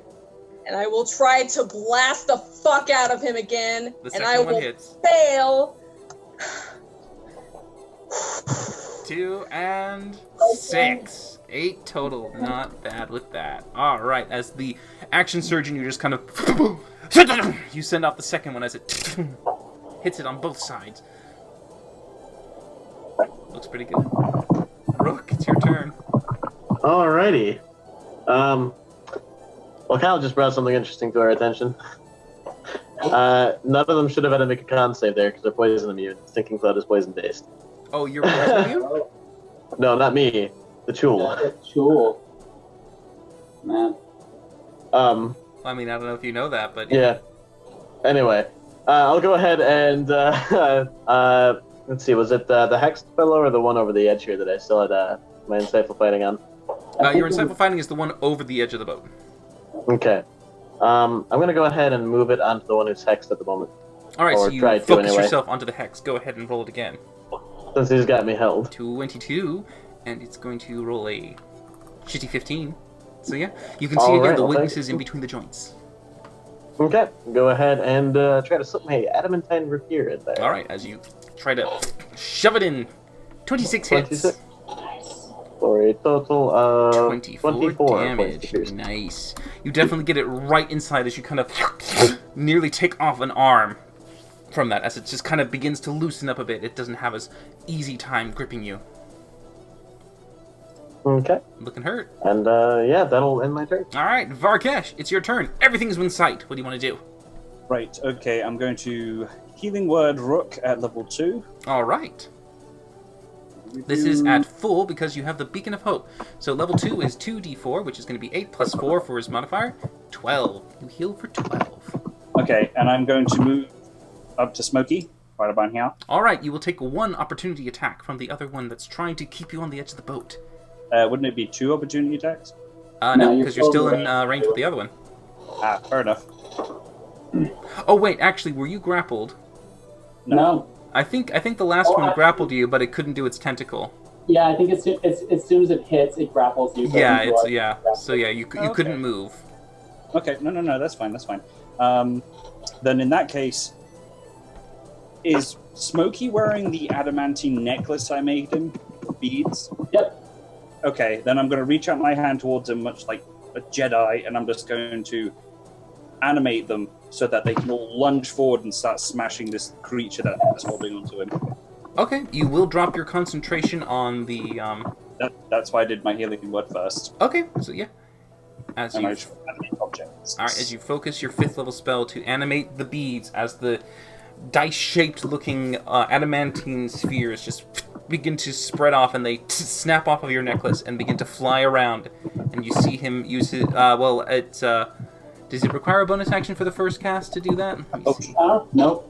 I don't think so. Objects come to life. Choose to amount of range. Large ... You can animate the beads about each target animates to each side. And where it will move during its next turn, you can issue general command. As a bonus action, you mentally command them. Okay, so Rook, I hope you can hold on for a little bit. So I'm going to take that healing word back, if I can, if I'm allowed to. I can say that if you wanted to do a full strike, you would know that you would have to focus fully on that. So yeah. I kind of got myself a bit mixed up. I thought I could still activate and as an action. Yeah, sadly, it does require the bonus action. But once you say a bonus action command, it will completely do the command. You don't have to do it again. So if you just say kill this target, they will just continually pepper the target until it dies, and you won't have to re-bonus action it again. I should do so. All right. So you just send these beads out as they begin to circle, as they orbit around the creature, and then each one just starting to blast itself like an asteroid hitting the Earth. You just see them impact. Go ahead and roll 10 d20s, and we shall add your 8 to each of them. 10 d20. Yes, so you have to roll at least an 8. All right, so 2 miss. Okay. So that means 8 will hit. So go ahead and roll. That is 8d4 plus 32. Yeah. Yep. Yeah. 8d4 plus... Oops, got the slash. There we go. I'm gonna have this, like, hotkeyed or something. Macros. Oh, I'm sorry. It's more than that. You rolled 2 natural 20s. Did. That's right. So I need you to roll an additional 2d4. 4. A lot of 4s, my friend. A lot of 4s, yeah. All right, another on top. That is a total of 64 damage. 64 to the one that's getting on Rook's face. Smokey's face. All right. So that one completely gets peppered by these adamantine beads as they go inside. You can see holes being produced as they go through completely, popping open the carapace, and you can see this oozing ichor come out. This thing is just... It is reeling back. It is not happy. It is really hurt. Take that, lobster dinner. That one immediately retreats and dives into the water. Hooray! And you see it sink underneath the water. Smokey, you do get an opportunity attack. I'll tag it with my dagger. In that sloppy mouth of it. Dagger! 15? That just misses, sadly. Man. So no, dang it, no, it didn't work. But the two behind Varkesh will continue to try and pinch him down. So, 23 for the first. Pretty well, 11 obviously does not. Alright, so the 23 does hit. So you take 7 bludgeoning damage, but it wouldn't do its second attack. Instead, it would do the tentacles as it pulls you close to it, as it tries to envelop itself around your face, sticking itself inside your mouth, trying to let you taste the toxins. Make a Constitution saving throw for me. Sadly, 15. You are paralyzed as you just... That was for the spell. The concentration. So, okay. Yeah, that was to maintain concentration as Okay, well. so you're doing your spell damage one first. So then go ahead and make your con save for the poisons. And sadly, you are, as you feel this tentacle like kind of begin to invade your mouth and touch your tongue, you begin to have that sudden jolt as it just seizes you up. You are paralyzed. Does that mean I drop my spell? Nope, your spell is still on you. You just can't do any actions further afterwards, sort of thing. So the ones behind you. Luckily, it's mental commands. It is technically mental command, yeah. Go attack! Yeah. So the other one will go and attack you with advantage as it tries to grab on. 23. 23 hits. And then 17. So the 23 will hit, and it is a natural 20. So it is going to be a total of 8, no 2, 16, 20. Oh, you have adamantine armor, so you negate the natural nat 20 from being paralyzed. So you only take the 12 bludgeoning damage from this creature as you keep yourself safe with this new adamantine armor. I was actually gonna use my ward on him to protect him from that damage. Alright, do you want to? Sure. Yeah. Alright. So you take damage from that. Alright, so it's the full 12 damage is absorbed? Yep. Alright, so you don't even have to make a Constitution saving throw for your spells. So you are protected by this sudden smoke cloud that just kind of begins to cushion you and keep it from actually harming you, as it just does nothing but hit the wisp. It's alright, Titan, I survived. Alright, the other one goes for Valindra as it tries to grapple onto her. It rolls a 13. And then the other one just comes in with a 10! God, they roll crap. So, sadly, they are unable to get Valindra. Valindra is just kind of like pushing out of the way. Rook, however, 2 of them go after you still. First one, 11. Misses. Second one, 10. Misses. The one that's Hex tries to grapple you on the boat. Grabs at you with a natural 1. Ain't gonna work as it's just falling aside. It just then tries with a 22. That will catch. Alright, and you are grappled as you take a total of 11 bludgeoning damage. Would you like to uncanny dodge? Yeah, I'll uncanny dodge. Alright, so you only take 5 of it as you try to quickly get out of it, but it just catches you at the very end and pulls you back as you are grappled by the pincer. Smokey, it is your turn. Okay.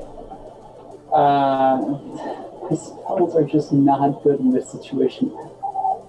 I'm going to... It's going to be a little bit crazy, but we're going to make it work. I'm going to move over here, and then what I would like to do, if you would let me, as a fire genasi, I have a couple of fire spells that I naturally have. One of them is Burning Hands. I would like to make the cone hit both these guys, but not only that, I would like to plant my feet on the boat and use it as sort of like a rocket booster to make this boat go faster. Just like...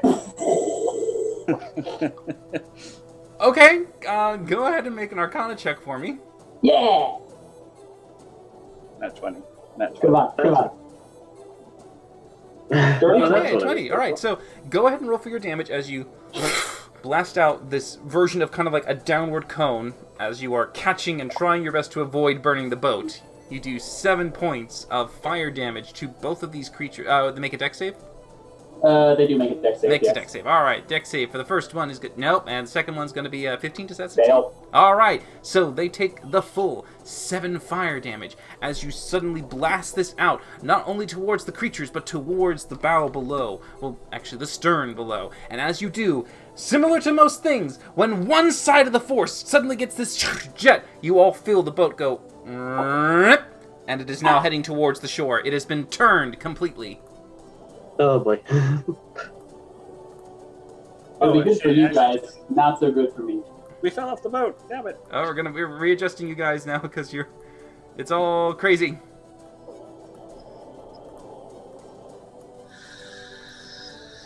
It's alright, Titan. The Linda's there, and then we got this one here, and this one there, this one there. Alright. So, the boat begins to swing wide as it starts to move towards the shoreline. The motor's still going, but it has now been moved off course. It is heading towards the land. And that's the turn. Alright. Valindra, it's you. Hey, I'm going to use Toll the Dead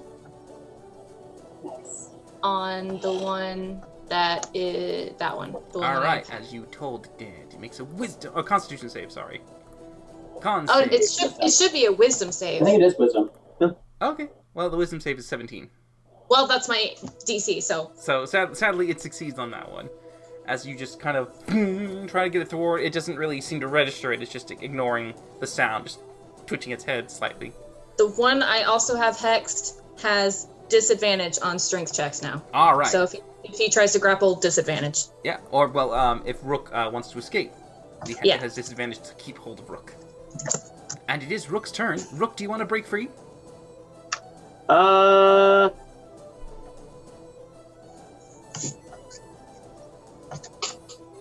In this situation, no. Nope. All right.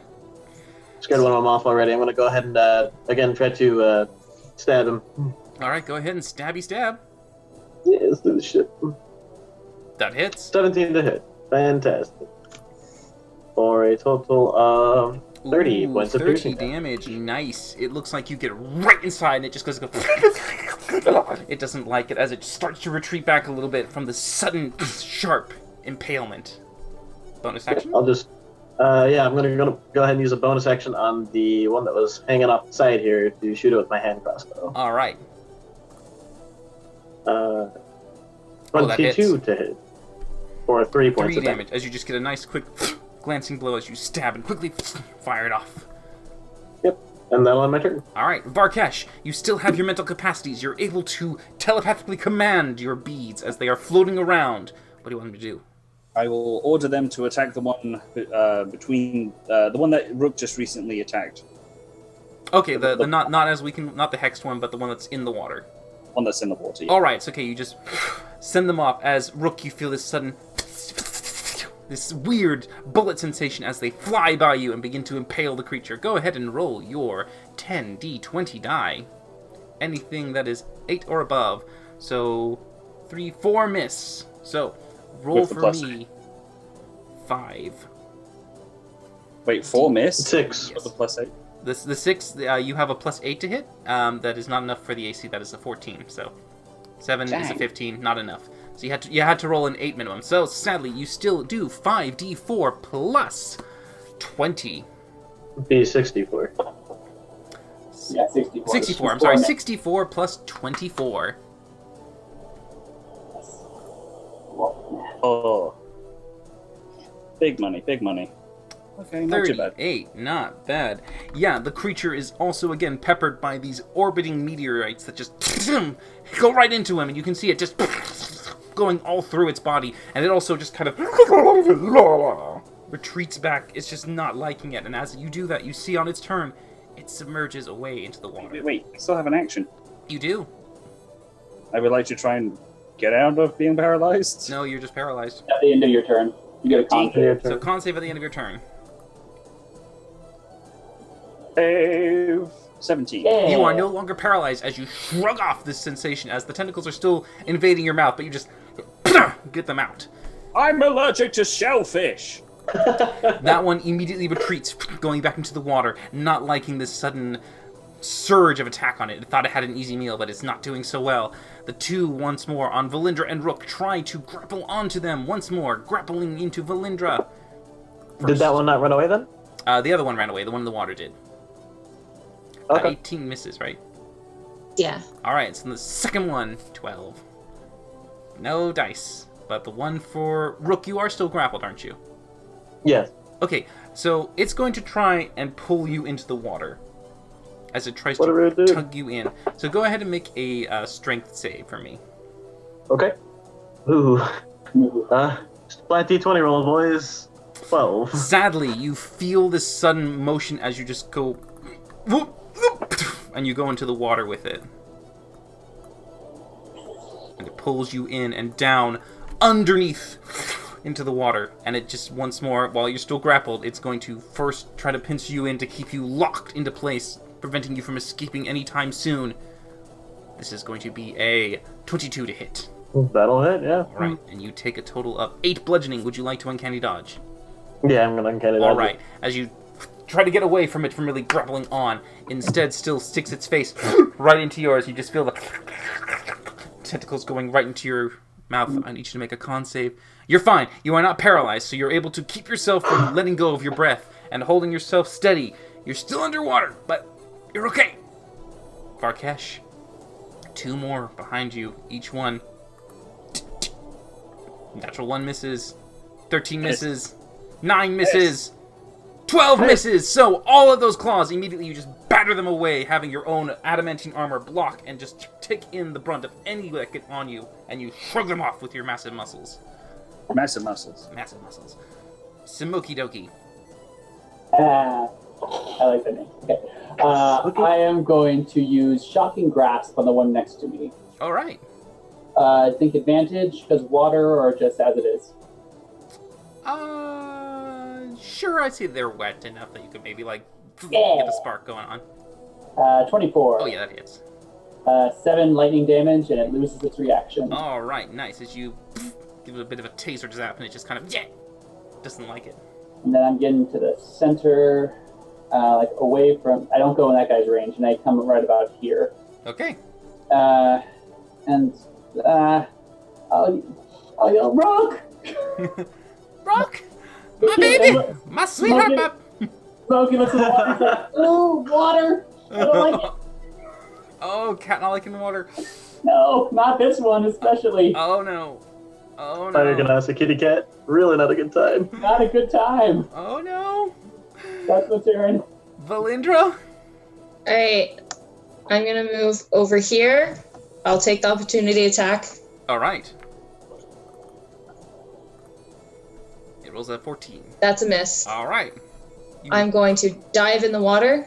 Okay. I will grab Rook's hand, and I will cast Dimension Door back onto the boat. Ooh, all right. So you just quickly jump, dive, grab onto him, look at the other one that's just pincering and kind of having its face all around Rook, but you just kind of quickly focus and then exit, leaving a kind of vacuum space inside the water that it just kind of gets drifted in as you re-emerge onto the boat. And I'm putting us right here. All right. And did we decide I did use my action surge earlier? You did. Yeah. Because you did, rolled okay. 2 pitiful ones, and you're just like, I'm gonna action surge it. I rolled a 2. Oh, that's right, okay. Then I will bonus action. Nope, because I haven't been hit. Never mind. That's it. But the one in the water that has Hexcast on it, it still has disadvantage on strength. Yep. Okay. All right, Rook. All right. So where's the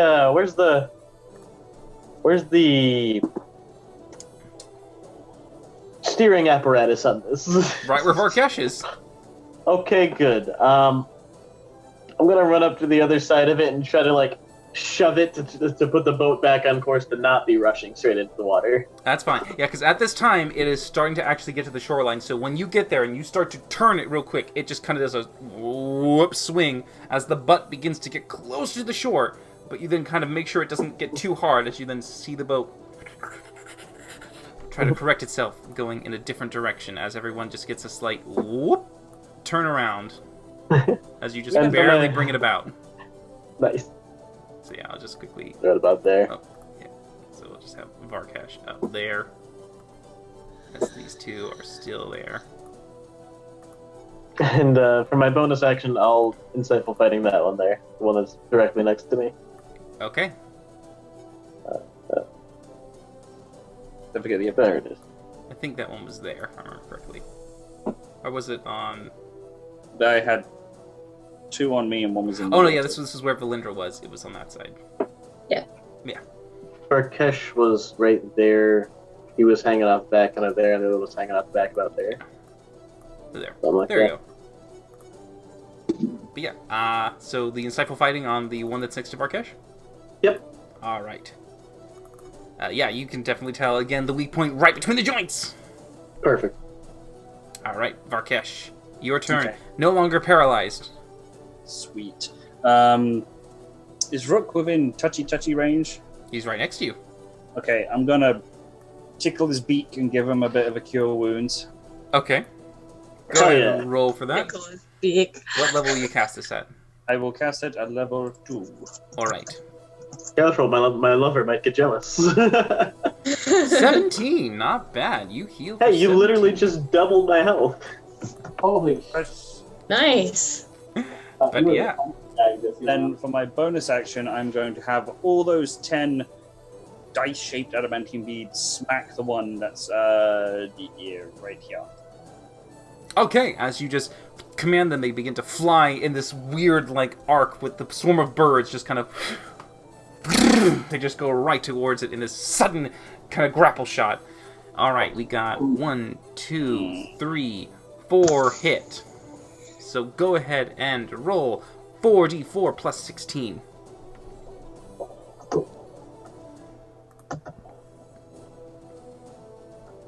Not bad, guys. Forgot to backslash. Got to backslash. Yep, Barrow, you'll get the command you just typed. Yeah. 23. Alright, 23 points of damage. Not bad. As you see them move around. They kind of go a little wide as you're just trying to guide them into this arc, but some of them do get a nice hit and they cut across it. Okay. Alright. So, at the end of your turn, they are seeing Rook come in and kind of beginning to poke at it, so one goes for Rook and tries to clamp onto him. Maybe perhaps getting a better luck at a less tin canny kind of meal. 16. That'll miss. That'll miss. Alright, so the second one, 22. That'll definitely hit. Alright, as you feel it, 8 bludgeoning reaction dodge. Yep. Alright. I also bring out my Abjuration Shield. So if he takes no damage, does he still get grappled? He would still get grappled, but he wouldn't take the damage. I'll do it. That's fine. So you don't have to uncanny dodge. You are clear. Fine and fancy free. The other one does begin to climb up onto the ship and looks around. It sees Smokey, a much easier looking target, something with less armor. Valindra's been too tricky and hard to get, but maybe perhaps the cat will prove to be a easier prey. 16. Nope. Alright, Yes. it doesn't do so well. The next one is a 17. That will hit. Alright, as you then feel this sudden 11 bludgeoning damage as it clamps into you. Ward is gone. Okay. It is your turn. Thanks. Smokey just like seeing the mouth getting closer and closer to him.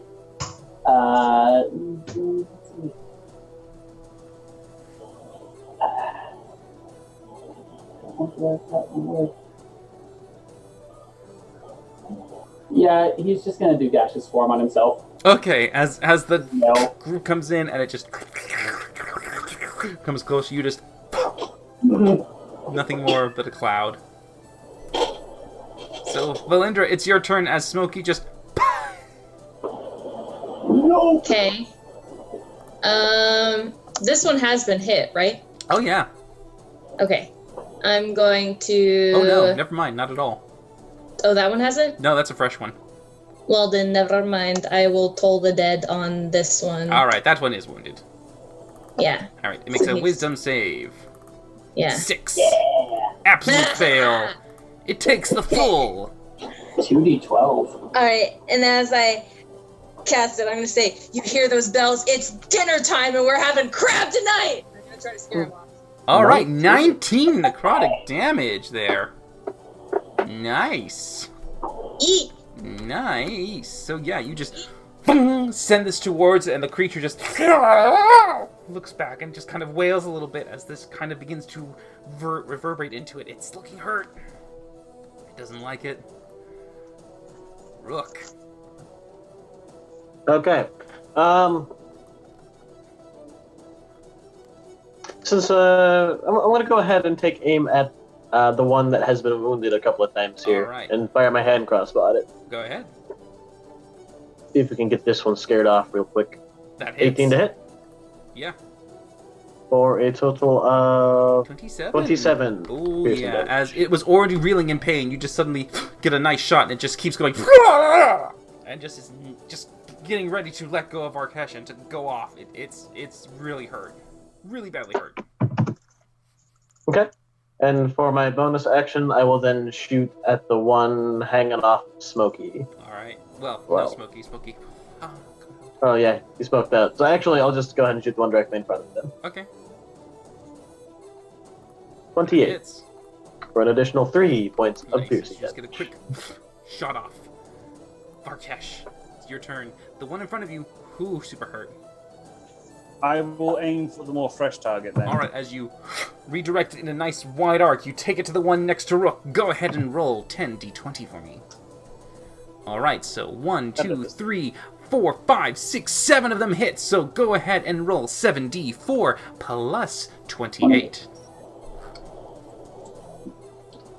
Ooh, 43. 43, nice. As again, this complete cascade of your adamantine beads just go right through it. Okay, and for my action, I will cast Inflict Wounds upon the weakened one that I previously attacked. Okay. And I shall do so at a level 1. All right.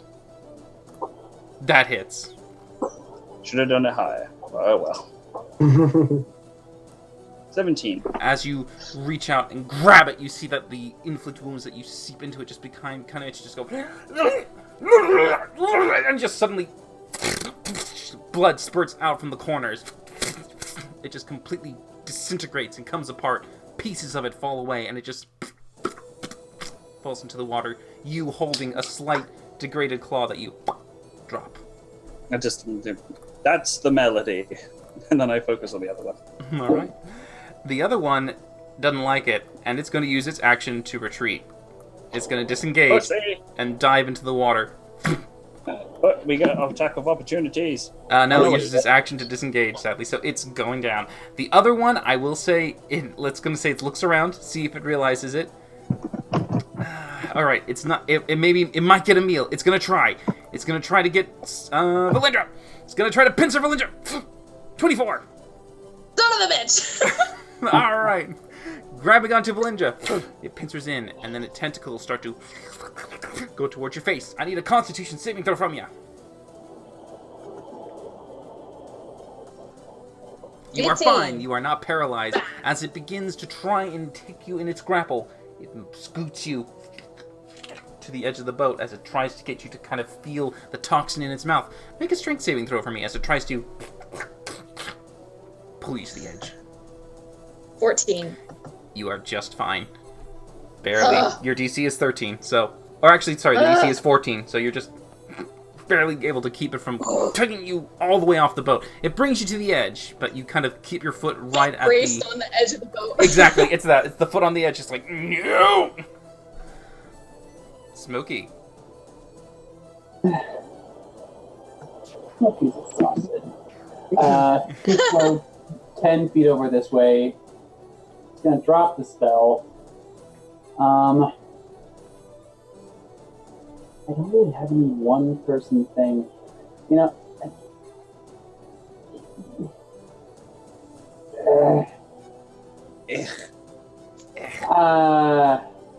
Smokey will come over here, and can he help Valindra with her next thing, whatever it is? Sure, you can do an aid. Yeah, he'll do a help action. All right. So getting ready to help Valindra with whatever she needs, like distraction, helping her break free, whatever it is. Valindra, you have aid. You have some help. What do you want to do? I'm gonna ding dog this mother crabber. All right, here we go. Toll the dead. Okay. All right, it makes its wisdom save. I made Scott facepalm, so I think that was worth it. I thought you said mother crapper. Ooh, 21 necrotic. That is just 3 away from max damage. Yeah. That is nice. As you deal 21 necrotic damage to it, focusing it to look at you as your eyes just pierce through it, and the vibrations make it just shake as the tendrils pull away as this kind of vibration forces it off you. It's just, yeah, it doesn't like it. That's it? Alright. Rook! Delayed victory roar. It's your turn, Rook. Let's do this. Alright, I'll run on over to Grabby Boy and, see, it looks like Valindra's within 5 feet there. I'll go ahead and attack it with my rapier from here. Take the rapier and try to kind of jam it into the plate right where its claws come together. All right, so go ahead. You do not have insightful fighting, but Valindra is within reach, so that's fine. So it hits. That'll be a total of 24 points of piercing damage. Nice. 24. Yeah, as you get it right into the joints, you kind of almost sever off one of the claw hands, just keeping it from gripping onto Valindra. Mm-hmm. And then I'll, for the bonus action, take a shot at the hand grasp about it. All right, go ahead. 25. Oh, that hits. An additional 3 points of damage. Nice. So, it is becoming assailed from left and right as Valindra pushes it away with a terrible sound. You coming in with an adamantine behind. Varkesh, what do you want to do? I am going to, needless to say, adamantine beat its ass. All right. So you again direct this meteor shower as you bring it over. Go ahead and roll for your damage or your attack. Sorry, as you pepper it You up. could just say damage if you want. I know. Wouldn't it be nice if you rolled all above 8?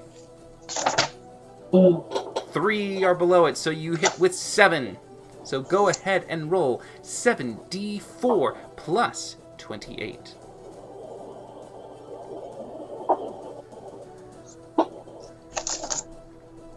$46. How do you want to do this?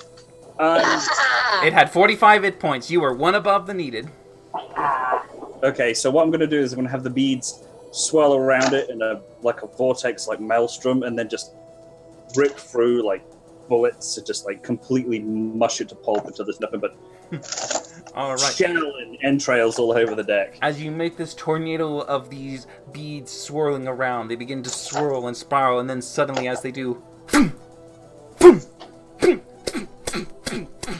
it is a constant, slight diagonal as this thing just goes. It jostles from left to right as the different angles make it push all the way around, coming to pieces as pieces fall off. Claws hit the ground, the head eventually becoming dislodged as it just topples onto the floor, and the rest of the body just becomes so peppered it just turns into mush in pieces as it lays on the deck. Nothing And more there's a than final, flesh. there's a final shout. Varkesh will shout out. My property is rather inept, and then he'll realize what he says and just. But yeah, as you do that, you guys successfully thwart these creatures from boarding the ship and taking you down into the murky depths below. And that is where we'll end it for tonight, as you guys fend off the cool. Or the cull. The cull, the cruel. cruel, The cool. the ugly. The jewel. The cull, the cruel, The and the ugly. chew. I mean, I'm not sure, but yes. PH. Something Well, like that. there's chasms, so... English is weird. But yes, I can't congratulations. What? Marcus said What? that. What? It just needs a guardrail. That's all. But yes, good job, everybody, and thank you all for joining us for this session. I hope you enjoyed the group and their shenanigans here in Ages Past. We, of course, will be streaming every Sunday at 6:30 p.m. Pacific Standard Time, and don't forget to catch our other one that we have on Tuesdays, the Hoda one, at 6:30 p.m. Pacific Standard Time. And, of course, from me and my lovely players, Kayla, Scott, Cody, and Connor, we love you all. Thanks again. Take care, everybody. Have a good night. Bye.